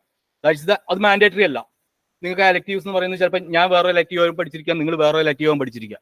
അതുകൊണ്ട് നിങ്ങളുടെ ഡിഗ്രി എലിജിബിലിറ്റി മാറുന്നില്ല. But the core courses are mandatory. ഞാനും നിങ്ങൾ ഒരേ പേപ്പർ പഠിച്ചിരിക്കണം ഇവിടുന്ന് ഡിഗ്രി കിട്ടണമെങ്കിൽ. So that's only the difference. And the DSC courses start from 100 to 400. And this is the capstone. This is the capstone level. This is the 4th year program designed or recommended by the Shambi Menon Commission. Keralathinte 4th year എന്ന് പറയുന്നത് ഇതാണ്. UGC യുടെ 4th year പറയുന്നുണ്ട്. There is slight difference. നമ്മൾ അതിനെ കാണുന്ന ഒരു capstone programme ആയിട്ടാണ്. ഈ capstone ലെവലിൽ പോകുന്ന വിദ്യാർത്ഥി അല്ലെങ്കിൽ 4ാം വർഷത്തേക്ക് പോകുന്ന വിദ്യാർത്ഥി they should demonstrate their cumulative knowledge in their field of study. അവർ 3 വർഷം കൊണ്ട് പഠിച്ച കാര്യങ്ങൾ കൃത്യമായിട്ട് ഡെമോൺസ്ട്രേറ്റ് ചെയ്യാൻ പറ്റുന്ന ഒരു കപ്പാസിറ്റി അവർക്ക് വളർത്തിയെടുക്കണം. And it plays a vital role in preparing the students for the world work with practical application with professional knowledge and skills. ഈ 4ാം വർഷം കൊണ്ട് വിദ്യാർത്ഥികളെ അവരുടെ ക്യാമ്പസിന് പുറത്തോട്ടുള്ള ലോകത്തോട്ട് അവരെ അവിടെ ജീവിക്കാൻ പ്രാപ്തരാക്കുന്ന ഒരു ലെവലിലേക്ക് അവരെ മുന്നോട്ട് കൊണ്ടുപോകണം, അല്ലെങ്കിൽ മുന്നോട്ട് നയിക്കാനുള്ള അറിവുകളും സ്കില്ലും അവർക്ക് നൽകാൻ കഴിയണം. And at this stage the student will understand how to use appropriate and relevant knowledge and ideas and products. സ്വന്തം അറിവുകളെയും ഐഡിയാസിനെയും നോളജിനെയും ഉപയോഗിച്ചുകൊണ്ട് അതിനൊരു ഉൽപ്പന്നങ്ങളാക്കി മാറ്റാൻ പറ്റുന്ന തരത്തിലോട്ട് ഉള്ള ട്രെയിനിങ് അവർക്ക് ലഭിക്കാനുള്ള സാധ്യത ഉണ്ടാവണം. ഇതെല്ലാമാണ് വിഷൻസ്. അതെങ്ങനെ ട്രാൻസാക്ട് ചെയ്യപ്പെടും എന്നുള്ളത് it's depend upon the teachers and with the university. And the capstone level program courses includes topics on specialized or advanced level, internship, community engagement and services, vocational training, professional training and other kind of work experience. ഇതെല്ലാമാണ് നമ്മൾ capstone level എന്ന് പറയുന്നത്. ഇതെല്ലാം we are devoted for the 4th year. And there is a capstone project. എല്ലാവരും ഒരു capstone project ചെയ്യണം. അത് നമ്മുടെ ഫോർമർ സാബു സാർ അതിനെ വേറെ ഇന്റേൺഷിപ്പ് എന്നുള്ള രീതിയിൽ പറഞ്ഞു. പ്രോജക്ട്, അതായത് പ്രോജക്ട് റിസർച്ചിൽ പോകാത്ത വിദ്യാർത്ഥികൾക്കും ഒരു ഇന്റേൺഷിപ്പ് നിർബന്ധമാക്കണം. ആ ഇന്റേൺഷിപ്പിന് ഇക്വലന്റ് ആയിട്ടാണ് നമ്മൾ ഈ capstone പ്രോജക്ട് എന്ന് പറയുന്ന ഒരു കമ്പോണന്റ് നമ്മുടെ കരിക്കുലം ഫ്രെയിംവർക്കിൽ വളരെ കൃത്യമായിട്ട് അത് പറഞ്ഞിട്ടുണ്ട്. ഇത് എന്താണ് അതിന്റെ മെച്ചങ്ങൾ എന്നുള്ളത്? Doing a capstone project is highly recommendable and helpful for the honours student who are planning to end their academic career and wish to start their professional career. അതായത് പഠനം നിർത്തിക്കൊണ്ട് ജോലിക്ക് പോകാനോ വേറെ എന്തെങ്കിലും കരിയറിലോട്ട് ചേഞ്ച് ചെയ്യാനോ ഉദ്ദേശിക്കുന്ന വിദ്യാർത്ഥികളെ ആണ് ഈ capstone പ്രോജക്ട് റെക്കമെൻഡ് ചെയ്തിട്ടുള്ളത്. നിങ്ങൾ PG പഠിക്കാൻ പോകുന്നുണ്ടെങ്കിൽ നിങ്ങളത് പറയണം. നിങ്ങളുടെ മുന്നിലുള്ള വിദ്യാർത്ഥികൾക്ക് PGക്ക് പോകാനാണ് താല്പര്യമെങ്കിൽ you can exit very well at 3 year and go for the 2 year PG. Nobody is going to stop them. ഇനി നിങ്ങളുടെ വിദ്യാർത്ഥികൾക്ക് റിസർച്ചിന് പോകാനുള്ള ആപ്റ്റിറ്റ്യൂഡ് ഉണ്ട്, അതിനുള്ള ക്വാളിഫിക്കേഷൻ അവർക്ക് അറ്റൻഡ് ചെയ്യുന്നത്, you advise them, you choose for this honours with research programme. You can connect to the research within PG ഇല്ലാതെ തന്നെ 1 വർഷത്തെ കുറവ് കൊണ്ട് നിങ്ങൾക്ക് റിസർച്ച് പ്രോഗ്രാം ആരംഭിക്കാൻ കഴിയും. ഇനി തുടർ പഠനം നിലവിൽ പെട്ടെന്ന് ആഗ്രഹിക്കാത്ത വിദ്യാർത്ഥികളോട് നിങ്ങൾ 3 വർഷത്തിൽ പഠനം നിർത്തരുത്, നിങ്ങൾ 4ാമത്തെ വർഷം പോയി ഈ capstone ലെവലിലൂടെ കംപ്ലീറ്റ് ചെയ്തുകൊണ്ട് പഠനം നിർത്തുക. അങ്ങനെ പഠനം നിർത്തിയാലും നിങ്ങൾക്ക് എപ്പോഴെങ്കിലും തിരിച്ചു വന്ന് വേണമെങ്കിൽ PG ചെയ്യാനുള്ള ഫ്ലെക്സിബിലിറ്റി അല്ലെങ്കിൽ അതിനുള്ള സാധ്യത അത് എല്ലാം പൂർണ്ണമായിട്ടും നമ്മുടെ കരിക്കുലം ഫ്രെയിംവർക്കിന്റെ ഉള്ളിലുണ്ട്. ഈ 3 രീതിയിലാണ് നമ്മുടെ വിദ്യാർത്ഥികളെ നമ്മൾ തരംതിരിച്ചിട്ടുള്ളത് അല്ലെങ്കിൽ കാണുന്നത്. And this capstone project is demonstrate students mastery on their subject matter and developing suitable research skills. ഇതാണ് പ്രോജക്റ്റിന്റെ ഒരു ബ്രോഡ് കാറ്റഗറി എന്ന് പറയുന്നത്. And develop student mindset to think critically, develop communication skills etcetera. So whatever may be, എന്താണ് capstone project എന്നുള്ളത്? എന്താണ് capstone project എന്ന് പറഞ്ഞ ഒരു അക്കാഡമിക് പ്രോജക്റ്റ് ആയിരിക്കാം, റിസർച്ച് പ്രോജക്റ്റ് ആയിരിക്കാം. There is no problem with that. Or it can be include a presentation, creative works, business plans, software development, community service project etcetera. ഇത്തരത്തിലുള്ള ഏത് പ്രോജക്റ്റും ഒരു capstone പ്രോജക്റ്റ് ആയിട്ട് നമുക്ക് കൊടുക്കാൻ കഴിയും. ഇന്റേൺഷിപ്പ് ആയിരിക്കാം, അത് ഇന്റേൺഷിപ്പിന്റെ രീതിയിലായിരിക്കാം. A capstone project often focus on solving a real world problems faced by the organization or industries. നിങ്ങളുടെ നാട്ടിലുള്ള എന്തെങ്കിലും ഒരു പ്രശ്നത്തിന് ഒരു സൊല്യൂഷൻ നിർദ്ദേശിച്ചു കഴിഞ്ഞാൽ അതിനെ ഒരു ക്യാപ്സ്റ്റോൺ പ്രോജക്റ്റ് ആയിട്ട് നിങ്ങൾക്ക് റെക്കഗ്നൈസ് ചെയ്യാൻ പറ്റണം. അത് എങ്ങനെ, ഇപ്പൊ നമ്മൾ സാധാരണ ഒരു റിസർച്ച് പ്രോജക്റ്റ് ആണെങ്കിൽ അതിന് പ്രത്യേക ചില മാനദണ്ഡങ്ങളൊക്കെ ഉണ്ട്. ഹൈപ്പോത്തിസിസ് സ്റ്റാർട്ട് ചെയ്ത് അതിൽ ചില ഒബ്സർവേഷൻ എക്സ്പീരിയൻസ് ഒക്കെ നടത്തി ചില കൺക്ലൂഷൻസ് എത്തി അതിനെ റിപ്പോർട്ടാക്കി സബ്മിറ്റ് ചെയ്യണം. ആ ഒരു രീതി നമ്മൾ ഇതിന് മാൻഡേറ്ററി ആയിട്ട് പറയുന്നില്ല. യു ക്യാൻ എനി ഫോർമാറ്റിൽ നിങ്ങൾക്ക് അത് സബ്മിറ്റ് ചെയ്യാൻ പറ്റും. അതൊരു റിപ്പോർട്ടായിട്ട് സബ്മിറ്റ് ചെയ്യാം, അതല്ലെങ്കിൽ ഒരു പ്രസന്റേഷൻ ആയിട്ടോ ഒരു ഡെമോൺസ്ട്രേറ്റീവ് ഫിലിമായിട്ടോ നിങ്ങൾക്ക് ആ പ്രോജക്റ്റ് നിങ്ങൾക്ക് പ്രസന്റ് ചെയ്യാൻ കഴിയും. That's about the capstone project. അത് റിസർച്ച് പ്രോജക്റ്റ് ആയിട്ട് നിങ്ങൾ അതിനെ മിക്സ് അപ്പ് ചെയ്യരുത്. This is one of the idea what we are proposing in the curriculum framework. So there are different types of academic pathways. ഈ academic pathways എന്ന് പറയുന്നത് flexible academic pathways ആണ്. ഇത് നിങ്ങൾ കൊടുക്കുന്നതല്ല, വിദ്യാർത്ഥി തെരഞ്ഞെടുക്കുന്നതാണ്. നിങ്ങൾ അതിനെക്കുറിച്ച് ബോധർ ചെയ്യേണ്ട കാര്യമില്ല. അധ്യാപകർ അയ്യോ ഞങ്ങൾ ഇതെല്ലാം കൂടി എങ്ങനെ ഓഫർ ചെയ്യുന്നുള്ള ഒരിക്കലും ചിന്തിക്കേണ്ട. നമ്മൾ നമ്മുടെ വർക്ക് ചെയ്താൽ മതി. കുട്ടി ഒരു കഫറ്റേരിയ ഐഡിയയിൽ ഈ കാര്യങ്ങൾ മൊത്തം മനസ്സിലാക്കാൻ വേണ്ടി ഒരു നോൺ അക്കാഡമിക് ആയിട്ടുള്ള ഒരു കാര്യം പറയാം. ഇവിടെ ഒരു ബഫേ സിസ്റ്റം നമ്മൾ അറേഞ്ച് ചെയ്യുന്നു. സാധാരണ ഇപ്പോൾ അപ്പം മുട്ടക്കറിയും അല്ലെങ്കിൽ പുട്ടും കടലയും പൊറോട്ടയും ബീഫും ചപ്പാത്തിയും ചിക്കനും, ഇതാണ് നമ്മുടെ മെനു. ഇത് വരുന്ന കുട്ടികളോടൊക്കെ ഇത് ഏതെങ്കിലും എടുക്കാൻ പറ്റുള്ളൂ എന്ന് പറഞ്ഞു കഴിഞ്ഞാൽ കുട്ടിക്ക് ഏതെങ്കിലും ഒന്നും എടുക്കാനേ സാധ്യതയുള്ളൂ. ഇത് നിരത്തി വെച്ച് കഴിഞ്ഞാൽ കുട്ടി ചിലപ്പോൾ എടുക്കുന്ന മെനു അവരുടെ കോമ്പിനേഷൻസ് ഡിഫറെൻ്റ് ആയിരിക്കും. അത്തരത്തിലുള്ള, അതായത് ചിലവർ അപ്പത്തിന് മുട്ടക്കറിക്ക് വരെ അപ്പം ചിക്കനും എടുക്കും, അതുപോലെ പൊറോട്ടയും മുട്ടക്കറി എടുക്കാം, ബീഫും പുട്ടും എടുക്കാം. ഈ രീതിയിലൊക്കെ എടുക്കാം. അത് കഴിച്ചു കഴിഞ്ഞാൽ വിദ്യാർത്ഥികൾക്ക് കുഴപ്പമൊന്നുമില്ല, വയറെന്നറിയും, അല്ലെങ്കിൽ നമ്മുടെ purpose will be serve. So അത് ശാംബി മേനോൻ കമ്മീഷൻ വളരെ കൃത്യമായിട്ട് പറഞ്ഞിട്ടുണ്ട്. ദേ ഹാവ് അൺകൺവെൻഷണൽ ആയിട്ടുള്ള കോമ്പിനേഷൻസ് വിദ്യാർത്ഥികൾക്ക് ചൂസ് ചെയ്യാം. എനിവേ ഈ തരത്തിൽ നമ്മൾ പറയുന്നതിനെയാണ് പാത്വേസ് എന്ന് പറയുന്നത്. അത് വിദ്യാർത്ഥികളാണ്. അതായത് ഞാൻ അത്രേ പറഞ്ഞുള്ളൂ, ഇവിടെ പഠിപ്പിക്കുന്ന അധ്യാപകൻ ഏത് പേപ്പറാണോ പഠിപ്പിക്കുന്നത് ആ പേപ്പർ മാത്രമേ പഠിപ്പിക്കുന്നുണ്ടാവുള്ളൂ. നിങ്ങളുടെ മുന്നിലിരിക്കുന്ന വിദ്യാർത്ഥി, വരുന്ന വിദ്യാർത്ഥി നിങ്ങളുടെ മുന്നിലിരിക്കുന്ന ഒരു പക്ഷേ അത് മേജർ പാത്വേയുടെ കോഴ്സ് ആയിട്ടായിരിക്കാം ആ കുട്ടിക്ക് ആ കോഴ്സ് എന്ന് പറയുന്നത്. അതല്ലെങ്കിൽ അദ്ദേഹത്തിന്റെ ഒരു മൈനർ പാത്വേയുടെ കോഴ്സ് ആവാം, അതല്ലെങ്കിൽ ഒരു മൾട്ടി ഡിസിപ്ലിനറി പാത്വേയുടെ ഭാഗമായിട്ട് എടുക്കുന്ന ഒരു റെലവെന്റ് ആയിട്ടുള്ള പേപ്പർ ആയിരിക്കാം, അതല്ലെങ്കിൽ ഡബിൾ മേജർ പഠിക്കുന്ന കുട്ടി നിങ്ങളുടെ ക്ലാസ്സിൽ ഉണ്ടാവും. 40 കുട്ടികളെ പഠിപ്പിക്കുന്ന വെച്ചാൽ ഈ 40 കുട്ടികളെ പഠിപ്പിക്കുക. ഈ കുട്ടിയാണ് കുട്ടിയുടെ ചോയ്സ് എന്താണ് തീരുമാനിച്ചത്. ആ ചോയ്സിന്റെ അടിസ്ഥാനത്തിലാണ് നിങ്ങളുടെ ക്ലാസ്സിൽ വന്നിരിക്കുന്നത്. നിങ്ങൾ ചെയ്യുന്ന കാര്യം കൃത്യമായിട്ട് ചെയ്യുക എന്നുള്ളത് മാത്രമാണ് അതിലുള്ളൂ. ബാക്കിയുള്ള കാര്യങ്ങൾ അത് ഇൻസ്റ്റിറ്റ്യൂഷനോ അതല്ലെങ്കിൽ അതിന്റെ പുറത്തുള്ള സംവിധാനമോ നോക്കും. So that's about the choice is with the student to choose his or her pathway. Any this one.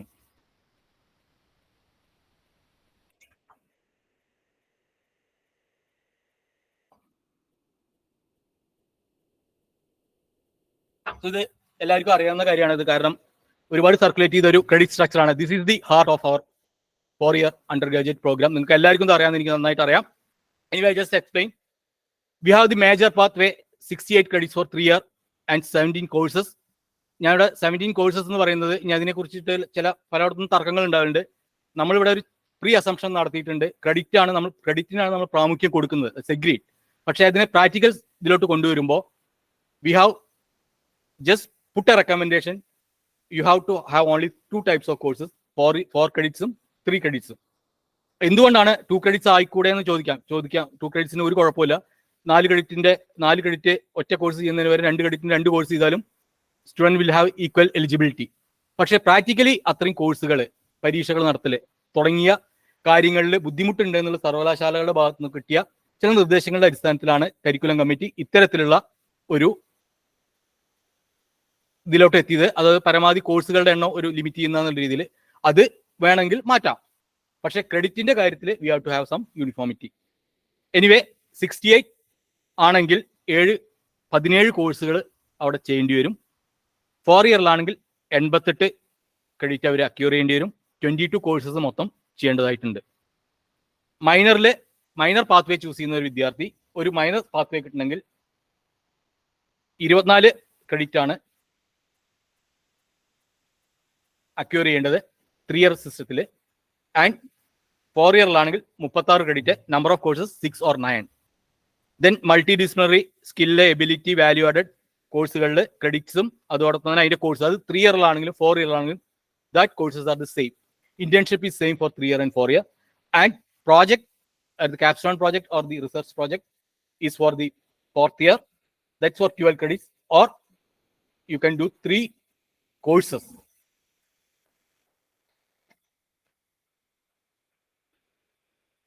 So general expectation from a graduate program. എന്താണ് ഒരു ഗ്രാജുവേറ്റ് പ്രോഗ്രാമിന്റെ എക്സ്പെക്ടേഷൻസ്? ഇത് നമ്മൾ കൃത്യമായിട്ട് ഡിഫൈൻ ചെയ്യണം. ഏത് ബോർഡ് ഓഫ് സ്റ്റഡീസ് ആണെങ്കിലും നിങ്ങളുടെ ഗ്രാജുവേറ്റ് പ്രോജക്റ്റിൽ നിന്ന് എന്താണ്, അല്ലെങ്കിൽ ഗ്രാജുവേറ്റ് പ്രോഗ്രാം കൊണ്ട് എന്താണ് എക്സ്പെക്ട് ചെയ്യുന്നത്? ഒന്ന് ഇവിടെ ആദ്യം പറഞ്ഞു കഴിഞ്ഞു, preparation for further education. Details നിങ്ങൾക്ക് അറിയാവുന്ന പ്രിപ്പറേഷൻ ഫോർ കരിയർ. അതല്ല, ഇത് രണ്ടുമില്ല, ഒരു സെൽഫ് എംപ്ലോയ്മെന്റ്. ഈ 3 സാധ്യതകൾക്കും വിദ്യാർത്ഥികളെ പ്രിപ്പയർ ചെയ്യുന്നതായിരിക്കണം ഏതൊരു ഗ്രാജുവേറ്റ് പ്രോഗ്രാമും. അതിന്റെ ഔട്ട്കം അഡ്വാൻസ് സ്റ്റഡി ആൻഡ് സ്പെഷ്യലൈസേഷനുള്ള സാധ്യതയാണ്. കരിയർ ഓപ്പർച്യൂണിറ്റീസ് സ്റ്റാർട്ടിങ് ഫ്രം, ഞാൻ BSc ജസ്റ്റ് എഴുതിയിരുന്നു, അതുപോലെ തന്നെ BA ആണെങ്കിലും BCom ആണെങ്കിലും ഒക്കെ യു ക്യാൻ ജസ്റ്റ് ചേഞ്ച് ആ റിലവന്റ് ഫീൽഡിലുള്ള ജോബ് ഓപ്പർച്യൂണിറ്റീസ്. അതല്ലെങ്കിൽ self freelancing, coaching, training, startups.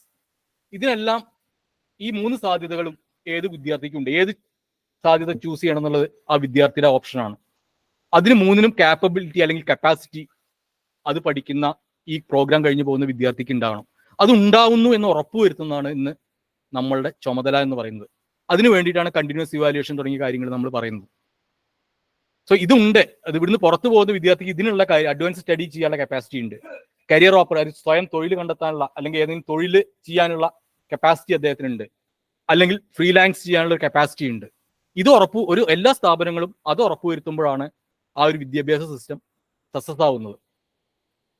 കുട്ടികൾ പരീക്ഷയിൽ പാസ്സാവുന്നു എന്നുള്ളതല്ല അൾട്ടിമേറ്റ് ഔട്ട്കം എന്ന് പറഞ്ഞത് എന്നുള്ള ജസ്റ്റ് മെൻഷൻ ചെയ്യാണ്.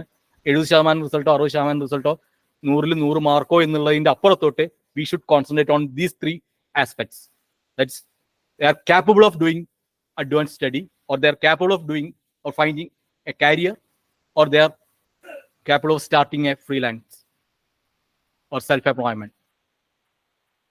Versatility എല്ലാ പ്രോഗ്രാമിലും എന്തെങ്കിലുമൊക്കെ ചില കപ്പാസിറ്റീസ് നമ്മൾ ഇൻകൾക്കേറ്റ് ചെയ്യണം. അപ്പം ഞാൻ ജസ്റ്റ് ഫിസിക്സ് ആയതുകൊണ്ട് ഞാൻ ജസ്റ്റ് അതിൻ്റെ ഒരു കാര്യം പറയുന്നു. ഫിസിക്സ് സ്റ്റുഡൻസിന് അത് എൻ്റെ ഒരു ജസ്റ്റ് ഒരു കൺക്ലൂഷനാണ്, അത് തെറ്റാം. ഫിസിക്സ് സ്റ്റുഡൻസിന് ഞാൻ പറയുന്നു, problem solving and analytical skills ഉള്ള വിദ്യാർത്ഥികളായിട്ടാണ് ഫിസിക്സ് സ്റ്റുഡൻസ് പുറത്തിറങ്ങുന്നതെന്ന് ഞാൻ പറയുന്നു. ഇതുപോലെ ഓരോ പ്രോഗ്രാം കഴിഞ്ഞ് പോകുന്ന വിദ്യാർത്ഥികൾക്കും അവരുടെ ഒരു ടേക്ക് അവേ അല്ലെങ്കിൽ അവർക്കൊരുള്ള യുണീക്നെസ് ഓരോ പ്രോഗ്രാമും പറയാൻ കഴിയണം. അതും അതിന്റെ കൂട്ടത്തിൽ ഉണ്ടാവണം. അതൊരു ആഡ് ഓൺ ആണ്. That's the add on for that physics student but they are getting. ബാക്കി എല്ലാ കപ്പാസിറ്റി എല്ലാവർക്കും ഉണ്ടാവും. ഫിസിക്സ് എടുത്തു കഴിഞ്ഞാൽ they have to get some additional capacities. Economics എടുത്തു കഴിഞ്ഞാൽ വേറെ ചില അഡീഷണൽ കപ്പാസിറ്റീസ് ഉണ്ടാവും. BCom എടുത്തു കഴിഞ്ഞാൽ വേറെ ചില അഡ്വാൻസ് കപ്പാസിറ്റീസ് ഉണ്ടാവും. അതും ഐഡന്റിഫൈ ചെയ്യാൻ നമുക്ക് പറ്റണം. And all these are based on the flexibility. ഈ സിസ്റ്റം ഒരുപാട് ഫ്ലെക്സിബിലിറ്റി, അത് ജസ്റ്റ് രാവിലെ മെൻഷൻ ചെയ്തതാണ്. Flexible timing, fast track option for the fast learners.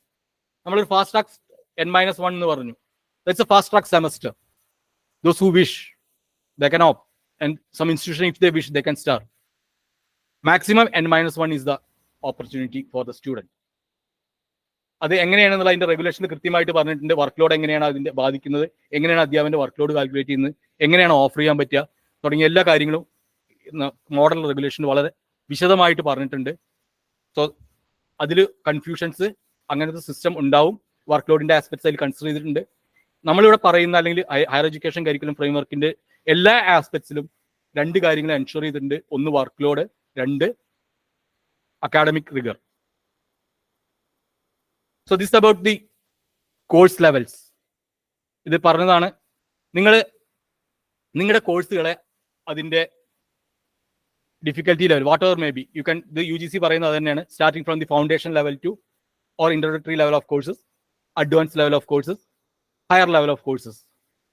ഈ രീതിയിൽ നിങ്ങൾ കോഴ്സുകളെ തരംതിരിക്കണം അല്ലെങ്കിൽ കോഴ്സുകളെ ചെയ്യണം. അതായത് ജസ്റ്റ് ഫോർ എക്സാമ്പിൾ എങ്ങനെയാണ്, ഒരു ഉദാഹരണം പറയാം. ഇലക്ട്രോണിക്സ് എന്ന് പറയുന്ന ഒരു കോഴ്സ്, ഞാൻ ഫിസിക്സ് അധ്യാപനമായതുകൊണ്ട് വരുന്നു. ഇലക്ട്രോണിക്സ് എന്ന് പറയുന്ന കോഴ്സ് എവിടെയാണ്, whether it is A foundation level course or A higher level course or N advance level course, അത് നമ്മൾ നിശ്ചയിക്കാൻ പറ്റണം ബോർഡ് ഓഫ് സ്റ്റഡീസിന്. അങ്ങനെ നിശ്ചയിച്ചു കഴിഞ്ഞാൽ ഈ കോഴ്സുകളെ ഈ ഗ്രൂപ്പുകളിൽ തരംതിരിക്കാം. അല്ലെങ്കിൽ ഒരു കോഴ്സ് ഉണ്ടാക്കി കഴിഞ്ഞാൽ അത് എവിടെ ഫിറ്റ് ചെയ്യണം എന്നുള്ള ഈ ഒരു ലെവലിൽ നമുക്ക് തരംതിരിക്കാം. അങ്ങനെ നമ്മളൊരു കോഴ്സ് പൂൾ ഉണ്ടാക്കണം. ലെവൽ 100 കോഴ്സ്, അതായത് introductory level courses, then intermediate level courses, അതിനാണ് 200 to 299 എന്ന് പറയുന്നത്. Then higher level courses 300 to 399, advance level courses starting from 400, then PG level courses and etcetera what ever may B. ആ രീതിയിൽ നിങ്ങൾ കോഴ്സുകളെ തരംതിരിക്കുക. പുതിയ course design ചെയ്താൽ ഇത് ഏത് ലെവലിൽ വരുന്നു എന്നുള്ളത് ഡിസൈഡ് ചെയ്യുക. അതിൻ്റെ ഉള്ളിൽ കരിക്കുലം ട്രാൻസാക്ട് ചെയ്യുന്ന സമയത്ത് ഓഫ് കോഴ്സ് അതിൽ എല്ലാ ലെവലും ഉണ്ടാവും. കാരണം starting from the understanding level two the highest creative level വരെയുള്ള എല്ലാ കോഴ്സിൻ്റെ ഉള്ളിലും ഉണ്ടാവും. അതും രണ്ടായിട്ട് അതിനെ തമ്മിൽ മിക്സ് ചെയ്യേണ്ട കാര്യമില്ല. This only based on the difficulty level or there should be certain sequence. ഇപ്പോൾ ഫിസിക്സിൽ ക്ലാസിക്കൽ മെക്കാനിക്സ് പഠിച്ച ശേഷം ക്വാണ്ടം മെക്കാനിക്സ് പഠിക്കാൻ പറ്റുള്ളൂ. ക്ലാസിക്കൽ മെക്കാനിക്സും ക്വാണ്ടം മെക്കാനിക്സും കഴിഞ്ഞാലേ ന്യൂക്ലിയർ ഫിസിക്സ് പറ്റുള്ളൂ. ഇത് 3 അറിഞ്ഞാലാണ് പാർട്ടിക്കൽ ഫിസിക്സ് പറ്റുള്ളൂ. That's the hierarchy. Particle physics first സെമസ്റ്ററിൽ പഠിപ്പിച്ച് കഴിഞ്ഞിട്ട് തേർഡ് സെമസ്റ്ററിൽ ന്യൂക്ലിയർ ഫിസിക്സും ഫോർത്ത് സെമസ്റ്ററിൽ ക്വാണ്ടം മെക്കാനിക്സും ഇപ്പോഴത്തെ സിസ്റ്റം പ്രകാരം പഠിപ്പിക്കാൻ അതിനാരും എതിർപ്പ് പറയുന്നു തോന്നുന്നില്ല. പക്ഷേ there should be hereafter we should do. അത് എന്തുകൊണ്ടാണെന്ന് വെച്ച് കഴിഞ്ഞാൽ വി ആർ എൻഷുറിങ്. അപ്പോൾ ഫിസിക്സ് പഠിക്കുന്ന വിദ്യാർത്ഥി കേരള യൂണിവേഴ്സിറ്റി പഠിച്ചാലും MGയിൽ പഠിച്ചാലും കാലിക്കറ്റ് പഠിച്ചാലും കണ്ണൂർ പഠിച്ചാലും ഇനി കേരളത്തിന് പുറത്തുള്ള ഏത് യൂണിവേഴ്സിറ്റി പഠിച്ചാലും ഫസ്റ്റ് ഇയർ കംപ്ലീറ്റ് ചെയ്തിട്ടുണ്ടെങ്കിൽ അദ്ദേഹം പഠിച്ച കോഴ്സുകളുടെ ലിസ്റ്റിൽ, ഫൗണ്ടേഷൻ കോഴ്സുകൾ പഠിച്ച ലിസ്റ്റുകളിൽ ഇത്തരം കോഴ്സുകൾ അല്ലെങ്കിൽ ഈ ലെവലിലുള്ള എത്ര കോഴ്സുകൾ കംപ്ലീറ്റ് ചെയ്തിട്ടുണ്ടാവണം. അതായത് ന്യൂക്ലിയർ ഫിസിക്സ് പഠിക്കേണ്ടത് അഡ്വാൻസ് ലെവൽ കോഴ്സ് ആയിട്ടാണെങ്കിൽ അത് അഡ്വാൻസ് ലെവൽ കോഴ്സ് ആയിട്ടായിരിക്കണം എല്ലാവരും കൈകാര്യം ചെയ്യേണ്ടത്. അത് നാഷണൽ ലെവലിൽ തന്നെ ഈ ലെവലിലാണ് കോഴ്സുകളെ ഇത് ചെയ്തിട്ടുള്ളത്. ഇത് നമ്മൾ അതുപോലെ തന്നെയാണ് എടുത്തിട്ടുള്ളത്. കാരണം we are also thinking that we should നമ്മുടെ സ്റ്റുഡൻറ്റ് കേരളത്തിന് പുറത്തു പോകുന്നതും കേരളത്തിന് പുറത്തുനിന്നുള്ള വിദ്യാർത്ഥികൾ നമ്മുടെ ഇൻസ്റ്റിറ്റ്യൂഷനിലേക്ക് വരണമെന്നും നമ്മൾ കാണുന്നുണ്ട്. അവർക്ക് അതുകൊണ്ട് തന്നെ കോഴ്സ് ലെവൽ അവർ പഠിച്ച കോഴ്സുകളായിട്ട് ബുദ്ധിമുട്ടുണ്ടാവരുത് എന്ന് വെച്ചുകൊണ്ട് we are also adopting the same system in terms of this course levels. And I will just spend 5 minutes how we are going to design the major and minor pathway. So ഒരു pathway എന്ന് പറയുന്നത് ഇപ്പോൾ ഞാൻ ഏകദേശം പറഞ്ഞു. നിങ്ങൾ ഫിസിക്സിലേക്ക് enter ചെയ്ത് കഴിഞ്ഞാൽ ഫിസിക്സ് മേജർ കംപ്ലീറ്റ് ചെയ്യണമെങ്കിൽ നിങ്ങൾ ഇത്ര കോഴ്സുകൾ ചെയ്യണം. ആ കോഴ്സുകൾ ഏതൊക്കെയാവണം എന്നൊക്കെ പറയുന്നതിനെ പാത്വേ എന്ന് പറഞ്ഞാൽ ആ കോഴ്സുകൾ ഡിഫറെൻറ്റ് ലെവലിലായിരിക്കണം. നമ്മളിവിടെ ഡിസൈൻ ചെയ്തിരിക്കുന്ന പാത്വേ ലെവൽ 100, അതായത് ഇൻട്രോഡക്ടറി ലെവലിലുള്ള 8 ക്രെഡിറ്റ് ആ വിദ്യാർത്ഥി ഏത് പാത്വേയിൽ പോകുന്നത്, ഫിസിക്സ് ആണെങ്കിലും എക്കണോമിക്സ് ആണെങ്കിലും മലയാളം ആണെങ്കിലും സംസ്കൃതം ആണെങ്കിലും ഇൻട്രോഡക്ടറി ലെവലിലുള്ള 2 കോഴ്സ് ചെയ്യണം. P എന്നുള്ളത് പേപ്പർ എന്നുള്ള 2P എന്ന് കണ്ടു കഴിഞ്ഞാൽ 2 പേപ്പേഴ്സ്. C എന്നുള്ളത് credit, 8 credit, total 8 credit acquire ചെയ്യണം. നമ്മുടെ സിസ്റ്റം പ്രകാരം 2 പേപ്പർ ചെയ്താൽ മതി. ലെവൽ 200 6 പേപ്പർ ചെയ്യണം, 24 ക്രെഡിറ്റ് അക്യൂർ ചെയ്യണം. ലെവൽ 300 36 ക്രെഡിറ്റ് അക്യൂർ ചെയ്യണം, 9 പേപ്പർ ചെയ്യണം. 9ഉം 6ഉം 17 പേപ്പർ ചെയ്ത് കഴിഞ്ഞാൽ he is going to get a major degree. 3 year exit ആണ്, 68 ക്രെഡിറ്റ്. പിന്നെയും മുന്നോട്ട് പോവുകയാണെങ്കിൽ പിന്നെയും 20 ക്രെഡിറ്റ് അക്യൂർ ചെയ്യണം. പ്രോജക്റ്റും ബാക്കിയുള്ള കാര്യങ്ങളും പുറത്താണ്. പ്രോജക്റ്റിന്റെ കാര്യം ഞാനിവിടെ ഇൻക്ലൂഡ് ചെയ്തിട്ടില്ല. 20 ക്രെഡിറ്റും അക്യൂർ ചെയ്ത് അല്ലെങ്കിൽ 5 പേപ്പറും ചെയ്ത് കഴിഞ്ഞാൽ ലെവൽ 400 ചെയ്ത് കഴിഞ്ഞാൽ അതിൻ്റെ ഒരു പ്രോജക്റ്റും ചെയ്യണം. പ്രോജക്റ്റ് ചെയ്തില്ലെങ്കിൽ അതിൽ പകരമായിട്ട് 3 കോഴ്സുകൾ വേറെ ചെയ്യണം. ഇന്റേൺഷിപ്പും കാര്യങ്ങളും അപ്പുറത്തുണ്ട്. ഫൗണ്ടേഷൻ കോഴ്സിന്റെ 39 ക്രെഡിറ്റ് ഇന്റേൺഷിപ്പ് അപ്പുറത്തുണ്ട്. ഇത് പാത്വേ മാത്രമേ പറയുന്നുള്ളൂ. അങ്ങനെ ചെയ്തു കഴിഞ്ഞാൽ he is eligible four A honours. ഇനി അങ്ങനെ മേജർ എടുക്കുന്ന ഒരു വിദ്യാർത്ഥി ഇതേപോലെ എല്ലാത്തിനും പാത്വേസ് ഉണ്ടാവും. കെമിസ്ട്രിക്കും ഇതേപോലെ ഒരു പാത്വേ ഉണ്ട്, മാത്സിനും ഇതേപോലെ ഒരു പാത്വേ ഉണ്ട്. അങ്ങനെ മേജർ എടുക്കുന്ന ഒരു വിദ്യാർത്ഥി ഫിസിക്സിന്റെ കൂടെ കെമിസ്ട്രിയിൽ പോയിട്ട് കെമിസ്ട്രിയുടെ പാത്വേയിലും പോയി കുറച്ച് പേപ്പേഴ്സ് എടുത്തു. മാത്സിന്റെ പാത്വേയിലും പോയിട്ട് പേപ്പേഴ്സ് എടുക്കാൻ തീരുമാനിച്ചു മൈനറായിട്ട്. കെമിസ്ട്രിയുടെ പാത്വേയിൽ പോയി ഇതേപോലെ വിദ്യാർത്ഥി ആദ്യത്തെ 3 പേപ്പേഴ്സ് എടുത്തു. അതായത് 12 ക്രെഡിറ്റ് അക്യൂർ ചെയ്തു, 3 papers in the minor pathway chemistry. അവിടെ ഒരു എക്സിറ്റ് പോയിന്റ് ഉണ്ട്. ആ എക്സിറ്റ് പോയിന്റ് എന്ന് പറഞ്ഞാൽ അത് വെച്ച് കഴിഞ്ഞാൽ നമ്മുടെ ഇപ്പോഴത്തെ കോർ ആൻഡ് കോംപ്ലിമെന്ററി എന്നുള്ള അതിന് ഇക്വലന്റ് ആയിട്ടുള്ള ഒരു ഡിഗ്രിയാണ് ഉദ്ദേശിക്കുന്നത്. അത് വിദ്യാർത്ഥിയാണ് തീരുമാനിക്കുന്ന ഏത് വേണമെന്നുള്ളത്. ഫിസിക്സ് മേജർ വിത്ത് കെമിസ്ട്രി എന്ന് പറയുന്ന ഒരു ഡിഗ്രിക്ക് ആ വിദ്യാർത്ഥി എലിജിബിൾ ആവും. ആ വിദ്യാർത്ഥി അവിടെ നിർത്താതെ ഈസ് ഗോയിങ് ഫോർ ഫർദർ, കൂടുതൽ അഡ്വാൻസ് ലെവൽ കോഴ്സസ് എടുത്തു. ഇനി അടുത്ത എക്സിറ്റ് പോയിന്റ് നമ്മൾ വെച്ചിരിക്കുന്നത് 36 ക്രെഡിറ്റിലാണ് 9 പേപ്പർ കംപ്ലീറ്റ് ചെയ്ത് കഴിഞ്ഞാൽ. ആ പാത്വേ ആണ് ആ വിദ്യാർത്ഥിക്ക് കിട്ടുന്നത് physics major with chemistry minor, that's an additional degree. ആ വിദ്യാർത്ഥി അവിടെ നിർത്തുന്നില്ല, ഈസ് ഡിസൈഡഡ് ഗോ ഫർദർ. അങ്ങനെ ഫർദർ ആയി പോയി കഴിഞ്ഞാൽ പിന്നെയുള്ള എക്സിറ്റ് പോയിന്റ് എന്ന് പറയുന്നത് 56 ക്രെഡിറ്റ് അല്ലെങ്കിൽ 14 പേപ്പർ മേജർ ആ ഒരു കെമിസ്ട്രിയുടെ പാത്വേയിൽ, കെമിസ്ട്രി മേജർ എടുക്കുന്ന വിദ്യാർത്ഥി പോകുന്ന പാത്വേയിൽ എടുക്കുമ്പോഴാണ് that's he is eligible for a second major, that is physics major with chemistry major, double മേജറിന്റെ എക്സിറ്റ് പോയിന്റ് ആണത്. ഇതിന് പകരം ഈ 12 ഈ എല്ലാവർക്കും ഇതിൽ ഒറ്റ കാര്യം കൃത്യമായിട്ട് പറയാനുള്ളത്, UGC ആണെങ്കിലും ഹയർ എഡ്യൂക്കേഷൻ ഫ്രെയിംവർക്ക് ആണെങ്കിലും 50% ക്രെഡിറ്റ്, ടോട്ടൽ ക്രെഡിറ്റിന്റെ 50% should be acquired from the major and 20% should be acquired from the minor. ആ 20% നിങ്ങൾ എങ്ങനെ ഡിവൈഡ് ചെയ്യുന്നു എന്ന് മാത്രം നോക്കിയിട്ടാണ് ഈ പാത്വേസ് തീരുമാനിക്കുന്നത്. 50% നമ്മൾ തൊടുന്നില്ല. 20% വി ഹാവ് 12 ക്രെഡിറ്റ് ആണ് നമ്മളുടെ സിസ്റ്റം പ്രകാരം. UGC പറയുന്നത് 12 ക്രെഡിറ്റ്സ് ആണ്. 12, 12, 12, 24, 36 ക്രെഡിറ്റ് നമ്മൾ 4 ഇയറിൽ വെക്കുന്നു.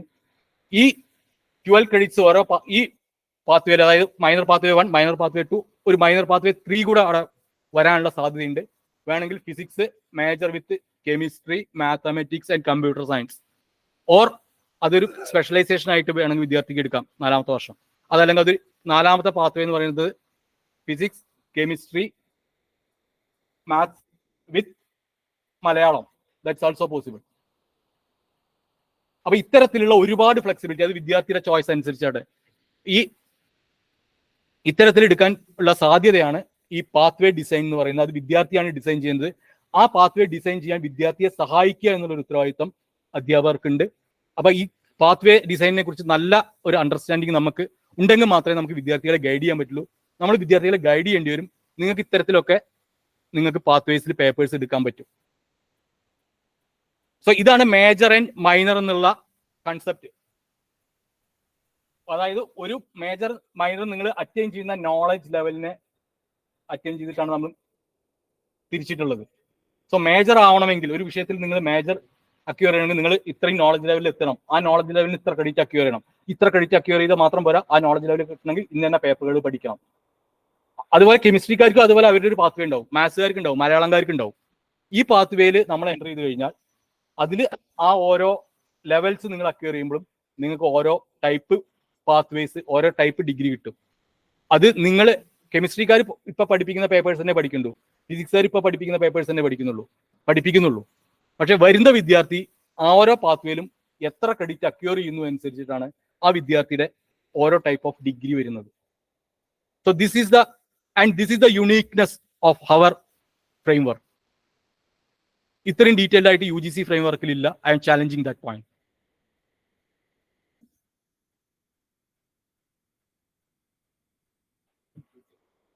And of course,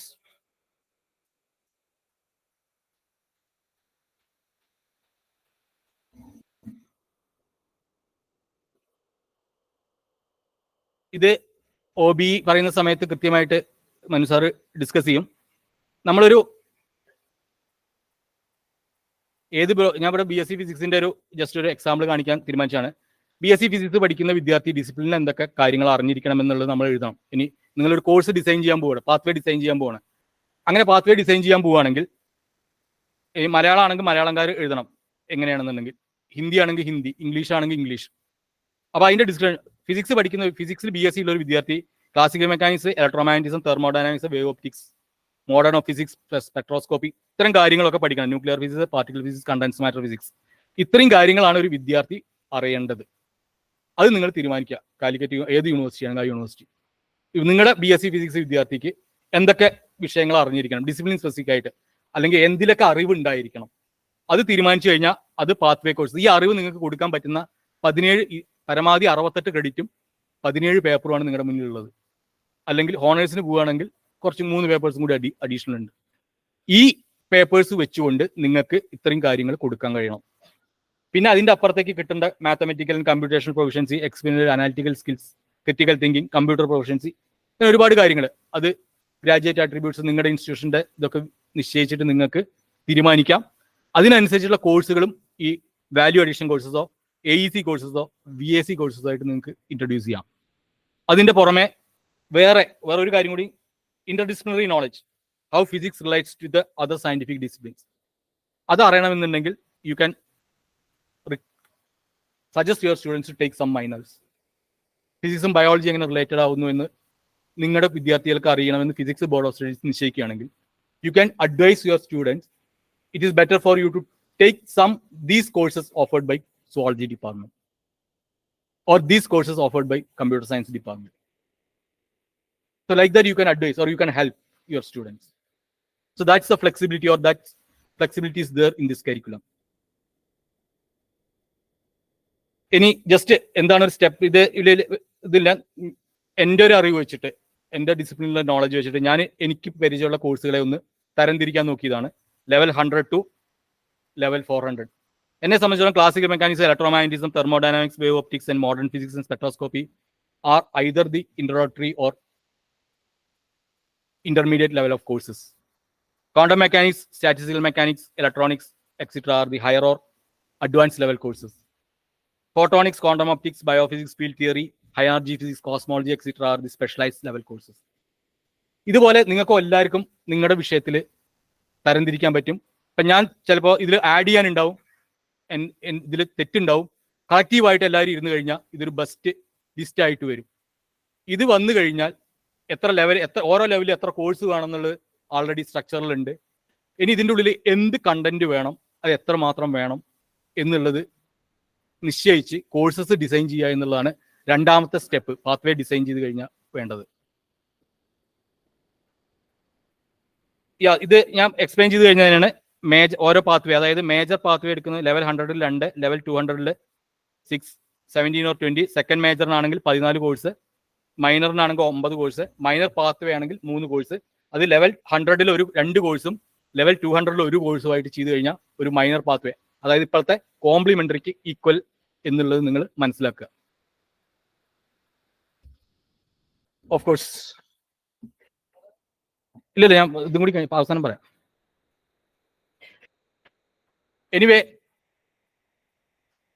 this is a comparison from Kerala UGC frameworks for major and minor. UGC പറയുന്നു ഈ ക്രെഡിറ്റ് ട്രാൻസ്ഫറിന്റെ ഇഷ്യൂ വന്നതുകൊണ്ടാണ് UGC പറയുന്നതും കേരള ഫ്രെയിംവർക്ക് പറയുന്നതും ലെവൽ 100-ൽ 2 കോഴ്സസ് ആണ്, അവർ 8 ക്രെഡിറ്റ്സ് ആണ്. മേജർ പാത്വേ ആണ് പറയുന്നത്, മൈനർ അടുത്ത കോളത്തിലുണ്ട്, ഞാൻ അങ്ങോട്ട് വരാം. ലെവൽ 200-ൽ UGC പറയുന്നതും 6 കോഴ്സാണ്, കേരള ഫ്രെയിംവർക്ക് മുന്നോട്ട് വെച്ചിരിക്കുന്ന 6 കോഴ്സാണ്. ലെവൽ 300-ൽ there is a difference of course. UGC പറയുന്നത് 7 ക്രെഡിറ്റ് ആണ്, 7 കോഴ്സാണ്. നമ്മൾ പറയുന്നത് 7 കോഴ്സിന്റെ കൂടെ 2 കോഴ്സും കൂടി അഡീഷണൽ ചെയ്യണം എന്നുള്ളതാണ്. 9 കോഴ്സ് നമ്മൾ പറയുന്നുണ്ട് അവിടെ. അതുകൊണ്ടാണ് ആ 60 ക്രെഡിറ്റ് UGC പറയുന്നിടത്ത് നമ്മൾ 68 ക്രെഡിറ്റ് പറഞ്ഞിട്ടുണ്ട്. മൂന്നാമത്തെ സെമസ്റ്റർ, മൂന്നാമത്തെ വർഷം. അപ്പൊ ആദ്യത്തെ വർഷം കേരളത്തിൽ നിന്ന് വന്നാലും കേരളത്തിൽ നിന്ന് വെളിയിലേക്ക് പോവുകയാണെങ്കിലും ഒരു കുഴപ്പമില്ല. രണ്ടാമത്തെ വർഷം കേരളത്തിൽ നിന്ന് വരികയാണെങ്കിലും കേരളത്തിൽ നിന്ന് പുറത്തേക്ക് പോവുകയാണെങ്കിലും ഒരു കുഴപ്പമില്ല. മൂന്നാമത്തെ സെമസ്റ്ററും മൂന്നാമത്തെ വർഷം കേരളത്തിലേക്ക് വന്നു കഴിഞ്ഞാൽ ഡിഗ്രി കിട്ടില്ല. കാരണം കേരളത്തിലേക്ക് വരികയാണെങ്കിൽ ആദ്യം വരണം. കേരളത്തിൽ നിന്ന് പഠിക്കുന്ന ആൾക്ക് 2 പേപ്പർ അധികം പഠിച്ചിട്ടുണ്ടെന്ന് പറഞ്ഞിട്ട് എനിക്ക് തോന്നുന്നില്ല ആരെയും എക്സ്ക്ലൂഡ് ചെയ്യുന്നുള്ളത്. കൂടുതൽ പഠിച്ചു എന്ന് പറഞ്ഞിട്ട് 120 ക്രെഡിറ്റിൽ കുറവ് പഠിച്ചു എന്ന് പറഞ്ഞാൽ മേ ബി ഒഴിവാകും. I think that's 1 point.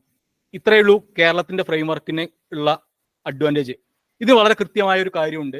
ഇവിടുന്ന് പഠിക്കുന്ന വിദ്യാർത്ഥികൾ കുറച്ചും കൂടി ഹയർ ലെവൽ ഓഫ് നോളജ് ലഭിക്കണം എന്നുള്ള, അതായത് പുറമെ 120 ക്രെഡിറ്റ് പഠിക്കുന്ന വിദ്യാർത്ഥികളെക്കാളും കൂടുതൽ 60 ക്രെഡിറ്റ് പഠിച്ച വിദ്യാർത്ഥികളും കൂടുതലുള്ള ഹയർ ലെവലിൽ കേരളത്തിലെ വിദ്യാർത്ഥികൾ ഉണ്ടാവണമെന്നുള്ള സർക്കാരിന്റെ കൃത്യമായ നിലപാടിന്റെ ഭാഗമായിട്ട് തന്നെയാണ് അത്തരത്തിലുള്ളൊരു ഇത് കമ്മിറ്റി മുന്നോട്ട് വെച്ചിട്ടുള്ളത്. അത് സ്വീകരിക്കണോ വേണ്ടേ എന്നുള്ളത് of course every right is with the universities. And level 400 honours 5 paper കേരളത്തിന് പുറത്തായാലും കേരളത്തിനകത്തായാലും UGC ഫ്രെയിംവർക്കിലാണെങ്കിലും കേരളത്തിന്റെ ഫ്രെയിംവർക്കിലാണെങ്കിലും. So the entire difference is 2 papers from UGC and Kerala in the major pathway. ഇനി കുറച്ച് കാര്യങ്ങൾ അതിന്റെ കൂട്ടത്തിൽ വരുന്നുണ്ട്. പ്രോജക്റ്റ് ചെയ്യുകയാണെങ്കിൽ ഒരു പ്രോജക്റ്റ് 2 പേരും പറയുന്നുണ്ട്, അതല്ലെങ്കിൽ 3 പേപ്പർ പഠിക്കാമെന്നും പറയുന്നുണ്ട്. ആൻഡ് ഇങ്ങനെ ചെയ്യുകയാണെങ്കിൽ 22+3 25 പേപ്പറാണ് കേരളത്തിൽ പഠിക്കേണ്ടത്. UGC-യിൽ 23 പേപ്പർ പഠിച്ചാൽ മതി. 23 പേപ്പർ പഠിക്കുന്നതാണ് മെച്ചം എന്നുണ്ടെങ്കിൽ you can go for that. അത് 25 പേപ്പർ പഠിക്കുന്നതാണ് ഒരു വിദ്യാർത്ഥിക്ക് മെച്ചം എന്ന് പറയുകയാണെങ്കിൽ you can stand with the state government. And there is another difference. Number of online courses included. Number of online courses included. 2+3. 2 online കോഴ്സാണ് നമ്മൾ പറയുന്നത്. ഈ എങ്ങനെയാണ് ഈ 2 ക്രെഡിറ്റ് എന്തുകൊണ്ടാണ് നമ്മൾ മുന്നോട്ട് വെച്ചത് എന്നുള്ളതും കൂടി പറയാൻ ആഗ്രഹിക്കുകയാണ്. അത് കഴിഞ്ഞിട്ട് നമുക്ക് ഡിസ്കഷൻ ആവാം. 60ന്റെ മുകളിൽ 68 പറഞ്ഞത് ആ 2 ക്രെഡിറ്റ് നമ്മൾ ഓൺലൈനായിട്ട് വിദ്യാർത്ഥികളോട് എടുക്കാനാണ് പറഞ്ഞത്. UGC പറയുന്നത് അതിൻ്റെ ഉള്ളിലാണ്, നമ്മൾ അതിൻ്റെ പുറത്തേക്ക് വെച്ചു. അത് നമ്മുടെ മുന്നിലുള്ള ഒരേ ഒരു കൺസേൺ നമ്മുടെ അധ്യാപകരുടെ വർക്ക് ലോഡാണ്, വേറെ ഒന്നുമില്ല. ആ അധ്യാപകരുടെ വർക്ക് ലോഡിനെ കുറിച്ച് നമുക്ക് കൺസേൺ ഇല്ലായിരുന്നെങ്കിൽ നമുക്ക് UGC പറഞ്ഞ പോലെ പറയാമായിരുന്നു. അപ്പൊ അത് കൃത്യമായിട്ടുള്ള നിർദ്ദേശം ഗവൺമെന്റിന്റെ ഭാഗത്തു നിന്നുള്ളത് കൊണ്ട് വർക്ക് ലോഡ് പൂർണ്ണമായും പ്രൊട്ടക്ട് ചെയ്തുകൊണ്ട് നിങ്ങളൊരു കോഴ്സ് ഡിസൈൻ ചെയ്യാൻ പാടുള്ളൂ എന്നുള്ള നിർദ്ദേശമുള്ളതുകൊണ്ട് മാത്രമാണ് അത്തരത്തിലുള്ള ഒരു നിർദ്ദേശവുമായിട്ട് കരിക്കുലം കമ്മിറ്റി മുന്നോട്ട് വന്നിട്ടുള്ളത്. അത് പക്ഷേ അത് ഒരു വേറെ രീതിയിലുള്ള പ്രശ്നങ്ങളാണെങ്കിൽ അത് പുനഃപരിശോധിക്കാനുള്ള ഒരു ഓട്ടോണമി യൂണിവേഴ്സിറ്റികൾക്ക് ഉണ്ട് തന്നെ. ഐ തിങ്ക് ബട്ട് 120 താഴെ പോകാൻ കഴിയില്ല എന്നുള്ളതാണ് ഞാൻ വിശ്വസിക്കുന്നത്, വാട്ടർ മേ ബി. അപ്പൊ അങ്ങനെയാകുമ്പോൾ ഈ 3 കോഴ്സുകൾ 100 ക്രെഡിറ്റ് നമ്മൾ അക്യൂർ ചെയ്യണം. Number of credits 100. UGC-യുടെ ആണെങ്കിൽ 92 കോറിന്റെ പാത്വേയിൽ.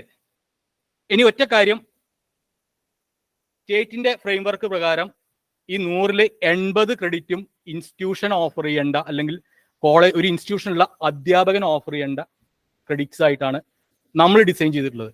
UGC പറയുന്നത് 9 കോഴ്സ് വരെ, അതായത് 40% എന്ന് പറഞ്ഞു കഴിഞ്ഞാൽ UGC-യുടെ റെഗുലേഷനിൽ പറയുന്ന 40% എന്ന് പറഞ്ഞു കഴിഞ്ഞാൽ UGC പറയുന്ന 23 കോഴ്സുകളുടെ 40% എന്ന് പറഞ്ഞു കഴിഞ്ഞാൽ 9 കോഴ്സുകൾ വരും. 9 കോഴ്സുകൾ ഓൺലൈനായിട്ട് എടുത്താലും ഡിഗ്രി കൊടുക്കാമെന്നുള്ളതാണ് UGC പറയുന്നത്. നമ്മൾ പറയുന്നത് 80 ക്രെഡിറ്റും നമ്മൾ തന്നെ ഓഫർ ചെയ്യണം. അങ്ങനെ ഒരു ഫ്രെയിംവർക്കാണ് നമ്മൾ മുന്നോട്ട് വെച്ചിട്ടുള്ളത്. അങ്ങനെയാണെങ്കിൽ 56 മണിക്കൂർ UGC ഈ 92 ക്രെഡിറ്റിൽ 56 ക്രെഡിറ്റാണ് ഇൻസ്റ്റിറ്റ്യൂഷന്റെ ബാധ്യത വരുള്ളൂ. 92 ബാക്കിയുള്ള ക്രെഡിറ്റ് ഓൺലൈനിലും എടുക്കാൻ പറ്റും. അത് ഇൻസ്റ്റിറ്റ്യൂഷന്റെ ബാധ്യതയായിട്ട് വരണമെന്നില്ല. അങ്ങനെ വരികയാണെങ്കിൽ ഒരു ഇത് ജസ്റ്റ് കാൽക്കുലേഷൻ ആണ്. കരിക്കുലം കമ്മിറ്റി എന്തുകൊണ്ടാണ് ഞാൻ ഈ സ്ലൈഡോടെ കാണിക്കണം എന്ന് വിചാരിച്ചതല്ല, ഇത്രയും ചർച്ച വന്നതുകൊണ്ട് മാത്രമാണ് കരിക്കുലം കമ്മിറ്റിക്ക് അതിന്റെ ഈ 136 എത്തിയതിന് റീസൺ ഉണ്ട് എന്ന് ഞാൻ വേറെ ആരും ക്രിറ്റിസൈസ് ചെയ്യാനതിന് വേണ്ടി പറയുന്നതല്ല. പക്ഷേ ഇത് കാണിക്കണം, രാവിലത്തെ ഒരു ഡിസ്കഷൻ തോന്നിയപ്പോൾ ഈ സ്ലൈഡോടെ കാണിക്കണം എന്ന് തോന്നിയിട്ട് അവിടെ ഇരുന്നിട്ട് ഞാൻ ആഡ് ചെയ്തൊരു സ്ലൈഡാണിത്. ഇത് കരിക്കുലം കമ്മിറ്റിയുടെ ഉള്ളിലുള്ള ഇന്റേണൽ ഡിസ്കഷന്റെ ഭാഗമായിട്ട് നമ്മൾ പ്രിപ്പയർ ചെയ്ത ഒരു സ്ലൈഡുമാണ്. സോ അങ്ങനെയാണെങ്കിൽ നമ്മുടെ കാൽക്കുലേഷൻ പ്രകാരം പോസിബിൾ അവൈലബിൾ ക്രെഡിറ്റ് ഒരു ഡിപ്പാർട്ട്മെന്റിൽ 3 അധ്യാപകരുണ്ടെങ്കിൽ, കോറിൽ പഠിപ്പിക്കാൻ 3 അധ്യാപകരുണ്ടെങ്കിൽ 48 മണിക്കൂറാണ്. ഈ 48 മണിക്കൂർ പഠിപ്പിച്ചു കഴിഞ്ഞാൽ ഒരു വർഷം പഠിപ്പിച്ചു കഴിഞ്ഞാൽ 96 ക്രെഡിറ്റ് കിട്ടും UGC-യുടെ ക്രെഡിറ്റ് കാൽക്കുലേഷൻ പ്രകാരം. 4 കൂടുതൽ ഇത് ചെയ്യേണ്ട, 4 പേപ്പർ ഓഡ് സെമസ്റ്ററും 4 പേപ്പർ ഈവൺ സെമസ്റ്ററും പഠിപ്പിച്ചു കഴിഞ്ഞാൽ 96 ക്രെഡിറ്റ് ആയി മൊത്തം എല്ലാവരും. അപ്പോൾ ഓരോ അധ്യാപനം 4 8 12 പേപ്പർ ഓഡ് സെമസ്റ്ററും 12 പേപ്പർ ഈവൺ സെമസ്റ്ററും അങ്ങനെ പഠിപ്പിക്കുകയാണെങ്കിൽ 96 ക്രെഡിറ്റാണ് ആകെ ഉണ്ടാവുക 3 അധ്യാപകരുണ്ടെങ്കിൽ. പിന്നെ ഒരു ബാലൻസ് ക്രെഡിറ്റ് 16 വരുന്നുണ്ട്. ഈ 16 ക്രെഡിറ്റ് കൊണ്ട് ഒരു മൈനർ പാത്വേയും കൂടി അവിടെ ഓഫർ ചെയ്യാൻ പറ്റും. അങ്ങനെ പിന്നെ വല്ല ബാക്കി വരുന്നെങ്കിൽ NDCയോ മൈനറോ ഒക്കെ വേറെ ഓഫർ ചെയ്യാം. അങ്ങനെ 3 അധ്യാപകൻ ഒരു ഡിപ്പാർട്ട്മെന്റിൽ ഉണ്ടെങ്കിൽ അവിടെ 96 ക്രെഡിറ്റ് ഓഫർ ചെയ്യാം. ഈ 96 ക്രെഡിറ്റ് കൊണ്ട് കോറിന് വേണ്ട പേപ്പേഴ്സ് ഓഫർ ചെയ്യാം, ഒരു മൈനറിന് വേണ്ട 3 പേപ്പേഴ്സും ഓഫർ ചെയ്യാൻ പറ്റുന്ന വർക്ക് ലോഡ് ഉണ്ട്. പക്ഷേ UGC-യുടെ പ്രകാരം ഇത് ചെയ്യണമെങ്കിൽ 64 മതി, 2 അധ്യാപകനെ വേണ്ടു. നമ്മൾ 3 അധ്യാപകൻ വേണം എന്നുള്ളത് നമ്മളൊരു ഇതിൽ എൻഷുർ ചെയ്തിട്ടുണ്ട്. പക്ഷേ UGC അതുപോലെ ബ്ലൈൻഡ് ആയിട്ട് നമ്മൾ ഫോളോ ചെയ്യുകയാണെങ്കിൽ ഒരു പക്ഷേ 2 അധ്യാപകൻ ഉണ്ടെങ്കിലും ഈ വർക്ക് കംപ്ലീറ്റ് നടക്കും. ഇനി ഒരു കാര്യം കൂടെ, നമ്മൾ മൈനർ പാത്വേ എന്ന് പറഞ്ഞിട്ടുണ്ട് വളരെ കൃത്യമായിട്ട്. ഒരു മൈനർ പാത്വേ ഇനി മേജറും മൈനറും ഓഫർ, ഇനി ഇതുപോലെ ഇപ്പം നമ്മൾ പറയുന്ന പോലെ കോംപ്ലിമെന്ററി ഓഫർ ചെയ്യുന്ന എല്ലാ ഡിപ്പാർട്ട്മെന്റുകളും മൈനർ ഓഫർ ചെയ്യുന്ന ഡിപ്പാർട്ട്മെന്റുകളായിട്ട് മാറും നാച്ചുറലി. അപ്പം നമ്മൾ മൈനറായിട്ട് വെച്ചിരിക്കുന്ന മൈനറിന് നമ്മൾ 36 ക്രെഡിറ്റ് വെച്ചിട്ടുണ്ട്, 12 12 12. ഇപ്പം 8 ക്രെഡിറ്റ് 6 മണിക്കൂർ ഒക്കെയാണ് ഓരോ കോംപ്ലിമെന്ററിയുടെ ഇപ്പോൾ ഉള്ള അവർ. നമ്മൾ സിംഗിൾ ഫാക്കൽറ്റി എന്ന് പറഞ്ഞിട്ട് നിൽക്കുന്ന ഒരു സംവിധാനം. അങ്ങനെ ഒരു സംവിധാനത്തിൽ ഇത് നടത്താൻ പറ്റില്ല. മൈനർ നടത്തണമെങ്കിൽ മിനിമം 32 ക്രെഡിറ്റ് അല്ലെങ്കിൽ 36 ക്രെഡിറ്റ് ആണ് ഒരു മൈനറിനുള്ള പാത്വേ ആയിട്ട് നമ്മൾ വെച്ചിട്ടുള്ളത്. ആ മൈനറിനുള്ള പാത്വേ ഓഫർ ചെയ്യാനുള്ള വർക്ക് ലോഡ് ഇപ്പം ഇനി ഡിപ്പാർട്ട്മെന്റിൽ ഉണ്ടാവില്ല. കാരണം 32 അധ്യാപനം പരമാവധി ഓഫർ ചെയ്യാൻ പറ്റുന്നത് 16 മണിക്കൂറാണ്. അത് വെച്ചിട്ട് 32 ക്രെഡിറ്റ് ഓഫർ ചെയ്യാൻ പറ്റുള്ളൂ. നമ്മൾ 36 വെച്ചിട്ടുണ്ട്. അപ്പോൾ നമ്മൾ പറഞ്ഞിട്ട് മൈനർ പാത്വേ ഓഫർ ചെയ്യുന്ന ഡിപ്പാർട്ട്മെന്റുകൾ 32 ക്രെഡിറ്റ് ഡിപ്പാർട്ട്മെന്റിൽ ഓഫർ ചെയ്യുക. അതിനോടൊപ്പം 4 ക്രെഡിറ്റിന്റെ ഒരു പേപ്പർ ഓൺലൈനായിട്ട് സജസ്റ്റ് ചെയ്യാം വിദ്യാർത്ഥികൾക്ക്. അങ്ങനെ ചെയ്തു കഴിഞ്ഞാൽ ഇപ്പൊ എല്ലാ സിംഗിൾ ഫാക്കൽറ്റി ഡിപ്പാർട്ട്മെന്റുകളും അല്ലെങ്കിൽ ഇപ്പോഴത്തെ കോംപ്ലിമെന്ററി ഡിപ്പാർട്ട്മെന്റുകളെല്ലാം ഇനി തൊട്ടിട്ട് അവർക്ക് വർക്ക് എന്ന് പറയുന്നത് 32+4 ആയിരിക്കും. വേണമെങ്കിൽ അവിടെ തന്നെ ഓഫർ ചെയ്യാം, അധ്യാപകർക്ക് ഓഫർ ചെയ്യാൻ താല്പര്യം ഉണ്ടെങ്കിൽ, അല്ലെങ്കിൽ ഓൺലൈനിൽ സജസ്റ്റ് ചെയ്യാം. ഇത്തരത്തിലുള്ള ഒരു ഫ്രെയിം വർക്കാണ് നമ്മൾ മുന്നോട്ട് വെച്ചത്. ഇതിന്റെ ഭാഗമായിട്ടാണ് നമുക്കൊരു 133 എന്നുള്ളൊരു നമ്പറിലോട്ട് എത്തേണ്ടി വന്നത്. അതല്ലാതെ വേറെ ഇൻട്രസ്റ്റുകളൊന്നുമില്ല. അധ്യാപകരുടെ, അതായത് സിംഗിൾ ഫാക്കൽറ്റി ഡിപ്പാർട്ട്മെന്റിലുള്ള അധ്യാപകരുടെയും അതോടൊപ്പം തന്നെ നമ്മുടെ ഇവിടെ ഇങ്ങനെ ലാസ്റ്റ് പോസ്റ്റൊക്കെ ആയിട്ട് നിൽക്കുന്ന, അതായത് 9 മണിക്കൂറോ 10 മണിക്കൂറോ തുടങ്ങിയ കുറേ അധ്യാപകരുണ്ട്. ഇവർക്കും എല്ലാ അധ്യാപകർക്കും 16 മണിക്കൂർ വർക്ക് ലോഡ് എൻഷുർ ചെയ്തുകൊണ്ടും ഇപ്പൊ സർവീസിലുള്ള എല്ലാ അധ്യാപകർക്കും 16 മണിക്കൂർ വർക്ക് എൻഷുർ ചെയ്യാന്നുള്ളൊരു നിർദ്ദേശം അല്ലെങ്കിൽ ഒരു ധാരണ, അങ്ങനെ നമുക്ക്, അതായത് നിലവിലുള്ള റിസോഴ്സിനെ മാക്സിമം കപ്പാസിറ്റിയിൽ ഉപയോഗിച്ചുകൊണ്ട് ഇത് നടപ്പാക്കാനാണ് നമുക്ക് കിട്ടിയ നിർദ്ദേശം. അപ്പം നിലവിലുള്ള റിസോഴ്സിനെ മാക്സിമം കപ്പാസിറ്റിയിൽ ഉപയോഗിക്കുമ്പോൾ എല്ലാ അധ്യാപകർക്കും 16 മണിക്കൂറാണ് നമുക്ക് മാക്സിമം കൊടുക്കാൻ കഴിയുക. അപ്പം നിലവിലുള്ള എല്ലാ അധ്യാപകർക്കും 16 മണിക്കൂർ കൊടുത്തുകൊണ്ട് ഇങ്ങനൊരു സിസ്റ്റം ഡിസൈൻ ചെയ്യേണ്ടി വന്നതുകൊണ്ട് നമുക്ക് ഈ ഒരു 133ലേക്ക് ഈ സിസ്റ്റത്തെ കൊണ്ടുപോകേണ്ടി വന്നു. അങ്ങനെ 133ലേക്ക് സിസ്റ്റത്തെ കൊണ്ടുവന്ന് നമ്മൾ പറയുന്ന ചില അഡ്വാൻറ്റേജ്, ഇത് ഇനി മുതൽ 8 മണിക്കൂറിന്റെ അധ്യാപനം 9 മണിക്കൂറിന്റെ അധ്യാപനം ഒന്നും ഉണ്ടാവില്ല. എല്ലാ അധ്യാപകരും 16 മണിക്കൂറിന്റെ അധ്യാപകരായിട്ട് മാറും. അതിനു വേണ്ടി കൊടുക്കേണ്ടി വന്ന ഒരു ക്രിറ്റിസിസമാണ് നമ്മൾ UGCയുടെ ഫ്രെയിം വർക്കിന്റെ മുകളിലോട്ട് പോയി എന്നുള്ള ക്രിറ്റിസിസം. അത് കുറെ കോണുകളിൽ നിന്ന് വരുന്നുണ്ട്. അത് പക്ഷേ ഈ ഒറ്റ കാര്യം മാത്രമേ ഇതിലുള്ളൂ. അതുകൊണ്ട് വേറെ മെച്ചങ്ങളും വേറെ അഡ്വാൻറ്റേജസും സർക്കാരിനോ അല്ലെങ്കിൽ വേറെ ഒരു ദുരുദ്ദേശമോ അതിന്റെ ഭാഗമായിട്ട് എനിക്ക് തോന്നുന്നത് കരിക്കുലം കമ്മിറ്റിയുടെ മുന്നിൽ ഉണ്ടായിരുന്നില്ല. ഈ ഒറ്റ പോയിന്റ് മാത്രമേ കൺസിഡർ ചെയ്തിരുന്നുള്ളൂ എന്നുള്ളതാണ്. ജസ്റ്റ് അതുകൊണ്ട്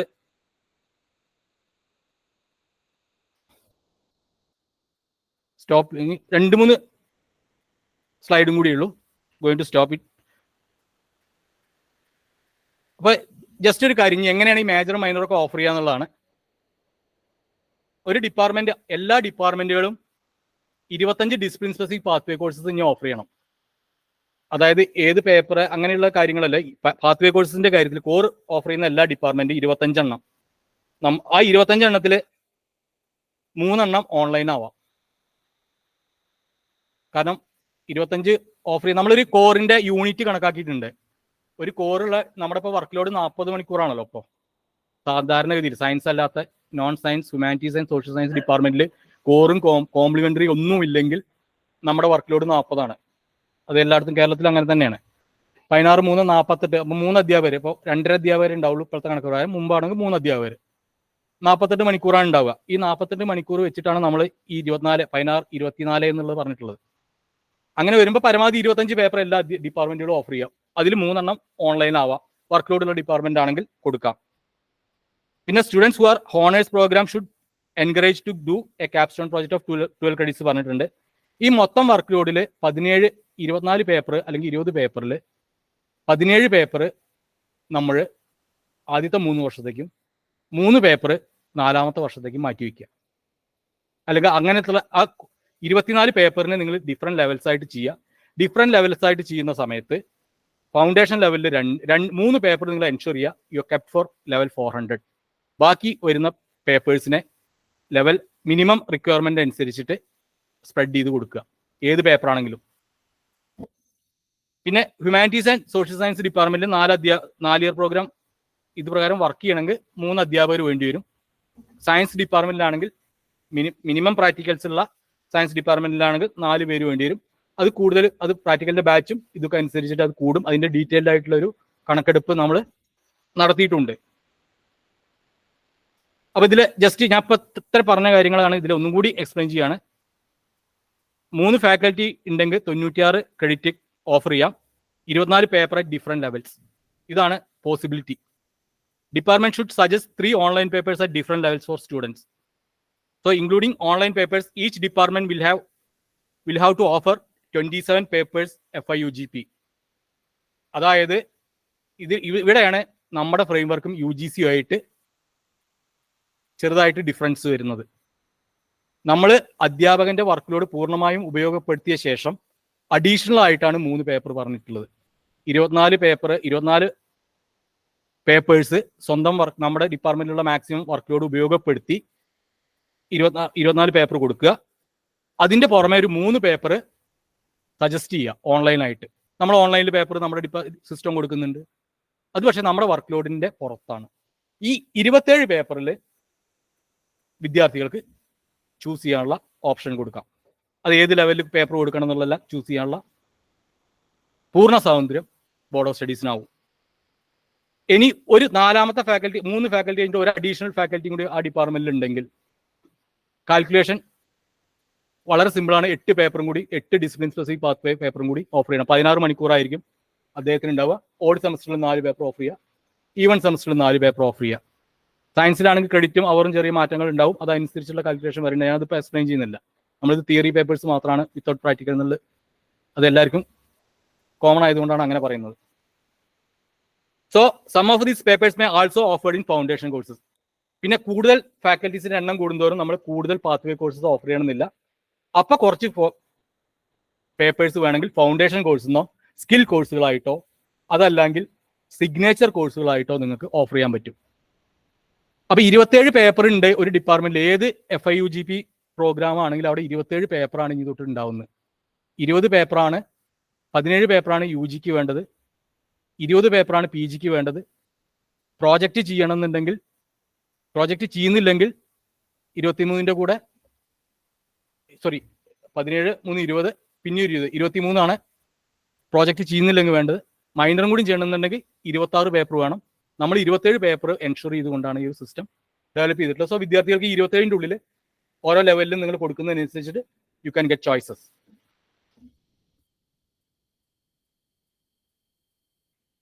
ഇനി വർക്ക് ലോഡ് കുഷ്യൻ എന്ന് പറയുന്ന ഒരു കൺസെപ്റ്റാണ്.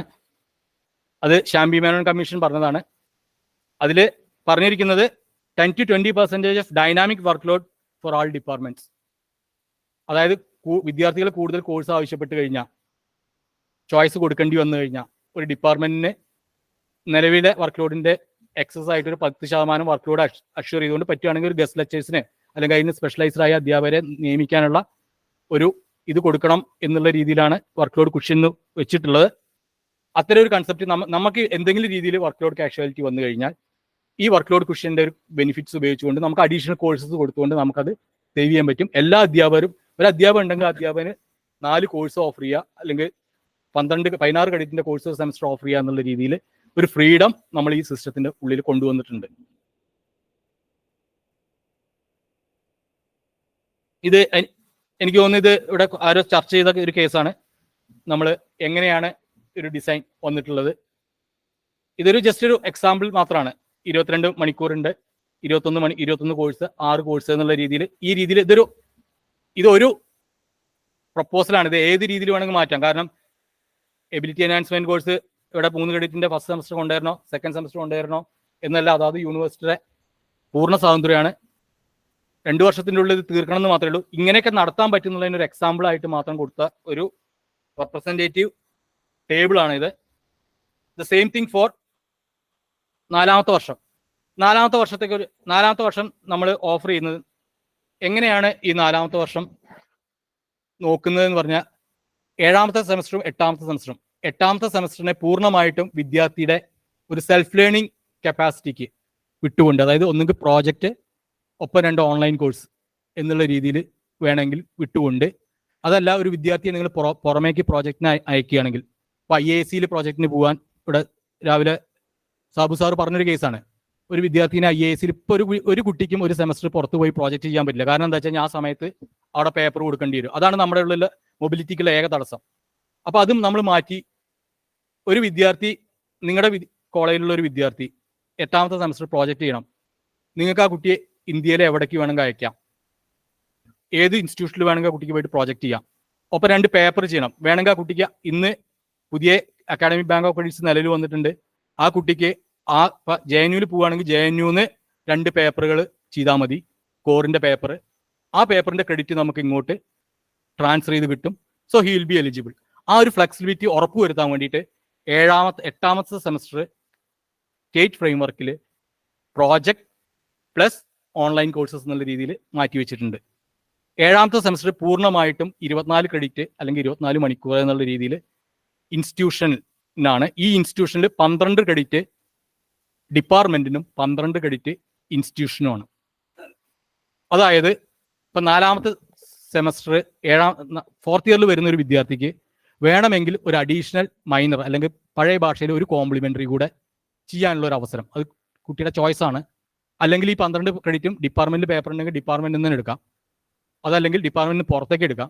ഇപ്പോൾ കെമിസ്ട്രിയിൽ നിന്ന് എടുക്കാം, അല്ലെങ്കിൽ ഒരു ഡിപ്പാർട്ട്മെന്റിന് താല്പര്യം ഉണ്ടെങ്കിൽ ഒരു അഡീഷണൽ സ്പെഷ്യലൈസേഷൻ ആയിട്ട്, ഇപ്പോൾ രാവിലെ NUS പറഞ്ഞ പോലെ ഫോട്ടോ കെമിസ്ട്രിയോ നാനോ ടെക്നോളജി തുടങ്ങിയ അഡീഷണൽ ഡിസിപ്ലിൻ സ്പെസിഫിക് മൈനറായിട്ടും അത് ഓഫർ ചെയ്യാൻ പറ്റും. അതായത് BSc കെമിസ്ട്രി വിത്ത് നാനോ ടെക്നോളജി. അങ്ങനെയുള്ള ഒരു ഫ്ലെക്സിബിലിറ്റിയാണ് ഈ 7ാമത്തെ സെമസ്റ്ററിൽ നമ്മൾ BB എന്ന് പറഞ്ഞ് കാണിച്ച 3 പേപ്പർ. ഈ BB വേണമെങ്കിൽ AA ആവാം, അല്ലെങ്കിൽ വേറെ ഏതെങ്കിലും ആവാം, അല്ലെങ്കിൽ 3 ഡിഫറെൻറ്റ് പേപ്പറും ആവാം. അത് നമ്മൾ അത്രയും ഫ്ലെക്സിബിലിറ്റി അതിൽ കൊടുത്തിട്ടുണ്ട്. അല്ലെങ്കിൽ ഇതെല്ലാം കൂടെ വേറെ ഏതെങ്കിലും ഒരു പേപ്പറിൽ ആഡ് ചെയ്തുകൊണ്ട് ഒരു മൈനർ ഡിഗ്രി വാങ്ങിക്കാനും വിദ്യാർത്ഥിക്ക് ഇതിൻ്റെ ഭാഗമായിട്ട് ഫ്ലെക്സിബിലിറ്റി ഉണ്ടാവും. സോ ഐ തിങ്ക് ഇത് വർക്ക് ലോഡ് ഇത് നമുക്ക് റിലവൻ്റ് അല്ല.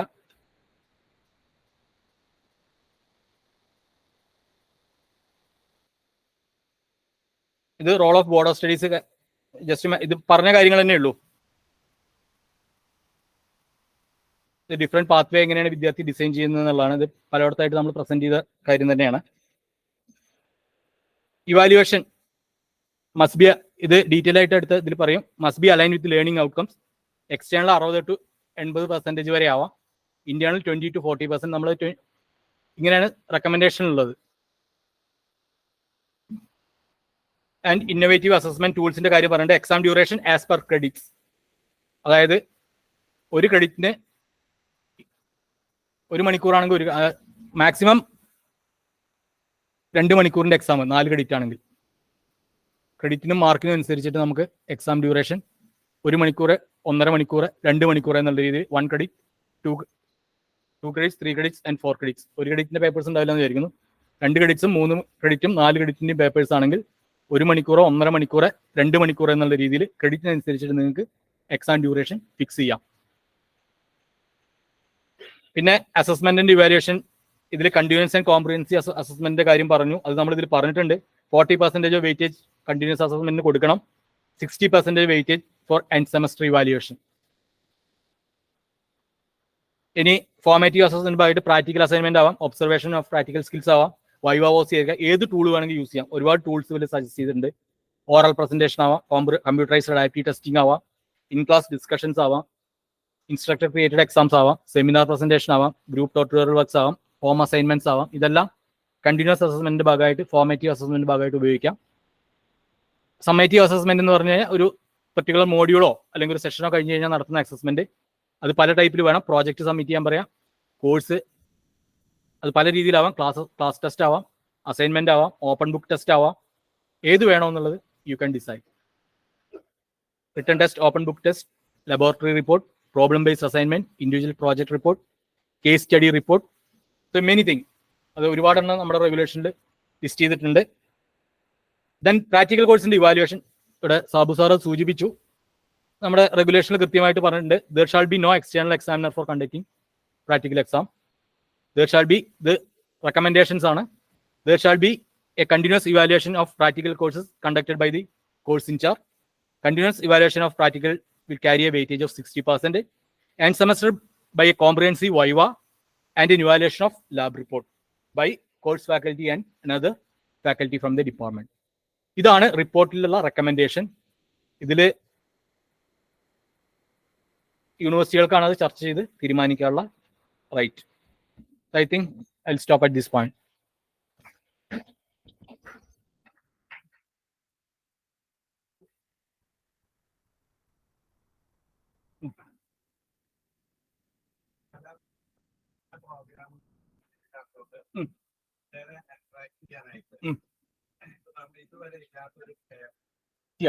ചെയ്യാം. ആ ഓക്കെ.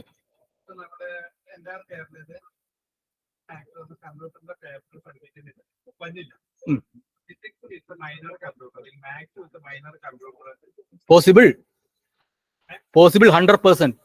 അതാണ് നമ്മൾ ഇതിൽ ഇത്രയും കാര്യം ഞാൻ പറഞ്ഞത്. അതുകൊണ്ടാണ് ഇല്ലാത്ത പേപ്പർ നിങ്ങൾ ഡിസൈൻ ചെയ്ത് കൊടുക്കാൻ പറ്റുമെന്നുണ്ടെങ്കിൽ കൊടുക്കാം, അല്ലെങ്കിൽ നിങ്ങൾക്ക് സജസ്റ്റ് ചെയ്യാം ഇന്ന പേപ്പർ ഉള്ളിടത്ത് പോയി പഠി.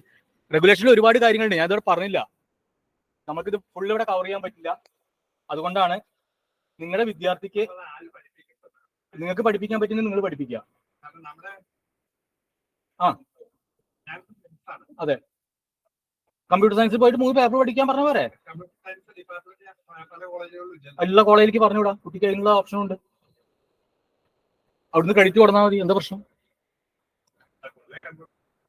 അത് പുറമെ ഉള്ള ഡിപ്പാർട്ട്മെന്റിലോട്ട് കുട്ടിക്ക് പോയിട്ട് അല്ല, അത് നിങ്ങൾ പറഞ്ഞു വേണ്ട. കുട്ടിക്ക് ഞാൻ BSc ഫിസിക്സിന് വന്നിട്ട് എനിക്ക് കമ്പ്യൂട്ടർ സയൻസ് പഠിക്കണം എന്ന് പറഞ്ഞു കഴിഞ്ഞാൽ ഞാൻ തീരുമാനിക്കുകയാണ് എന്റെ മൈനർ കമ്പ്യൂട്ടർ സയൻസ് ആണെങ്കിൽ റെഗുലേഷൻസ് പ്രകാരം നിങ്ങളുടെ കോളേജിൽ നിന്ന് നിങ്ങൾക്ക് ഓഫർ ചെയ്യാൻ പറ്റുന്ന സാധനങ്ങൾ ഞാൻ എടുത്തു.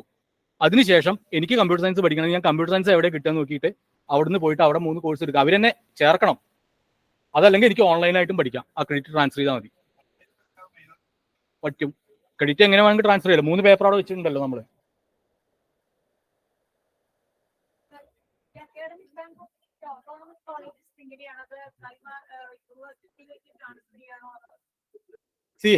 അക്കാഡമിക് ബാങ്ക് ഓഫ് ക്രെഡിറ്റ്സ് എന്ന് പറയുന്നത് UGC വന്നതാണ്. അതിന്റെ ന്യൂആൻസസ് എന്താണെന്ന് എനിക്കറിയില്ല. പക്ഷെ ഞാൻ മനസ്സിലാക്കിയിടത്തോളം ഓട്ടോണമസ് കോളേജിന് അക്കാഡമിക് ബാങ്ക് ഓഫ് ക്രെഡിറ്റ്സിൽ എൻ്റർ ചെയ്യാൻ പറ്റും. യൂണിവേഴ്സിറ്റീസിന് ഏത് ഡിഗ്രി ഗ്രാൻഡിങ് ഇൻസ്റ്റിറ്റ്യൂഷനും അതിൽ കിട്ടും. ഡിഗ്രി ഗ്രാൻഡിങ് അല്ല, പരീക്ഷ നടത്തി ക്രെഡിറ്റ് കൊടുക്കുന്നത്. അപ്പോൾ ഓട്ടോണമസ് കോളേജുകൾ അവരുടെ പരീക്ഷ നടത്തി അവർ ക്രെഡിറ്റ് ഒക്കെ അസൈൻ ചെയ്യുന്നതുകൊണ്ട് അവർക്ക് അതിൽ രജിസ്റ്റർ ചെയ്യാം. അതുപോലെ തന്നെ യൂണിവേഴ്സിറ്റികൾക്കും അതിൽ രജിസ്റ്റർ ചെയ്യാം. അഫിലിയേറ്റിംഗ് കോളേജുകൾക്ക് പറ്റില്ല. പക്ഷേ സ്റ്റുഡൻറ്റ് യൂണിവേഴ്സിറ്റിയിൽ രജിസ്റ്റർ ചെയ്യുമ്പോൾ സ്റ്റുഡൻറ്റിന് അക്കാഡമിക് ബാങ്ക് ഓഫ് ID വേണം. ആ ID യൂണിവേഴ്സിറ്റിക്ക് കൊടുക്കേണ്ടി വരും. ഇനി തൊട്ടിട്ട് യൂണിവേഴ്സിറ്റി പരീക്ഷ കഴിഞ്ഞ് ക്രെഡിറ്റ് അക്വയർ ചെയ്ത് കഴിഞ്ഞാൽ ഈ ക്രെഡിറ്റ് നേരിട്ട് വിദ്യാർത്ഥിയുടെ അക്കാഡമിക് ബാങ്ക് ഓഫ് ക്രെഡിറ്റ്സിൽ ട്രാൻസ്ഫർ ചെയ്ത് കൊടുക്കും. ഓട്ടോണമസ് കോളേജുകളിൽ നിന്ന് ട്രാൻസ്ഫർ ചെയ്ത് കൊടുക്കാം. സോറി, ഉണ്ട്. ഓക്കെ, ഡീറ്റെയിൽസ് ഉണ്ട്. അപ്പോൾ അത് പറയും.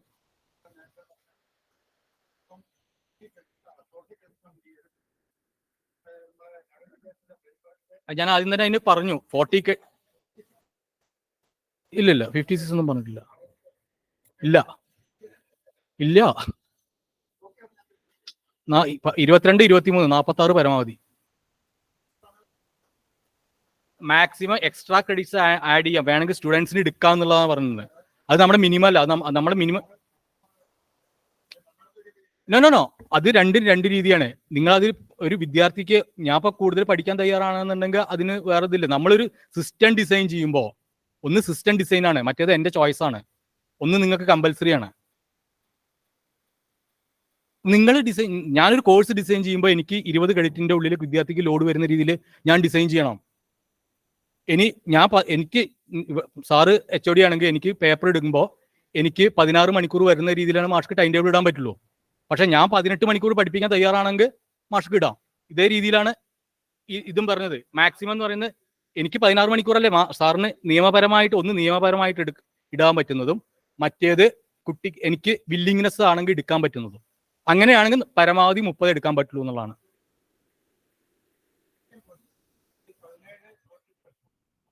പതിനേഴ് കോഴ്സിൽ വരും.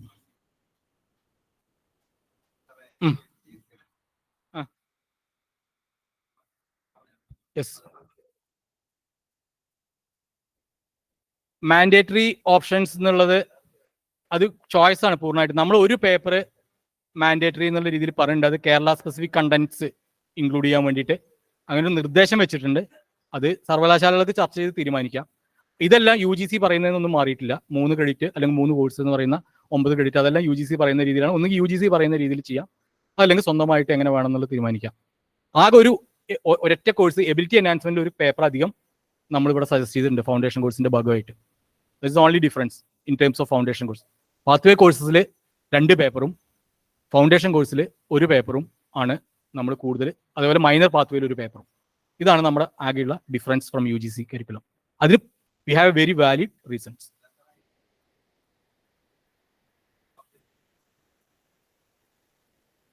അത് ബോർഡ് ഓഫ് സ്റ്റഡീസ് അല്ലേ സാർ തീരുമാനിക്കണ്ടേ?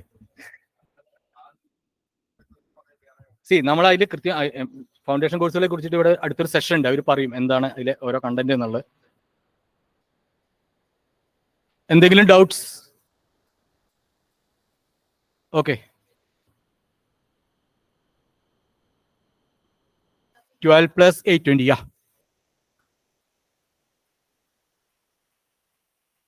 4 credits. എവിടെ? 5 പേപ്പർ എടുക്കണം. അതിലൊന്നല്ല, ക്യാപ്സ്റ്റോൺ പ്രോജക്റ്റ് കിട്ടുന്നില്ലെങ്കിൽ ആ വിദ്യാർത്ഥി എടുക്കേണ്ടതാണ്. 12 credit + 2 online courses. 12 + 8 credit. 12 credits for project and 8 credits for course. So 12 + research is an entirely different pathway. You will get 12 credits for that. You have to do another 8 papers, 2 papers again. Or that can be. I didn't get you.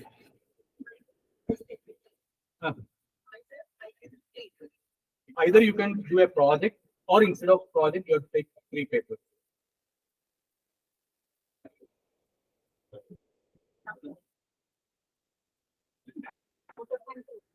Okay, thank you.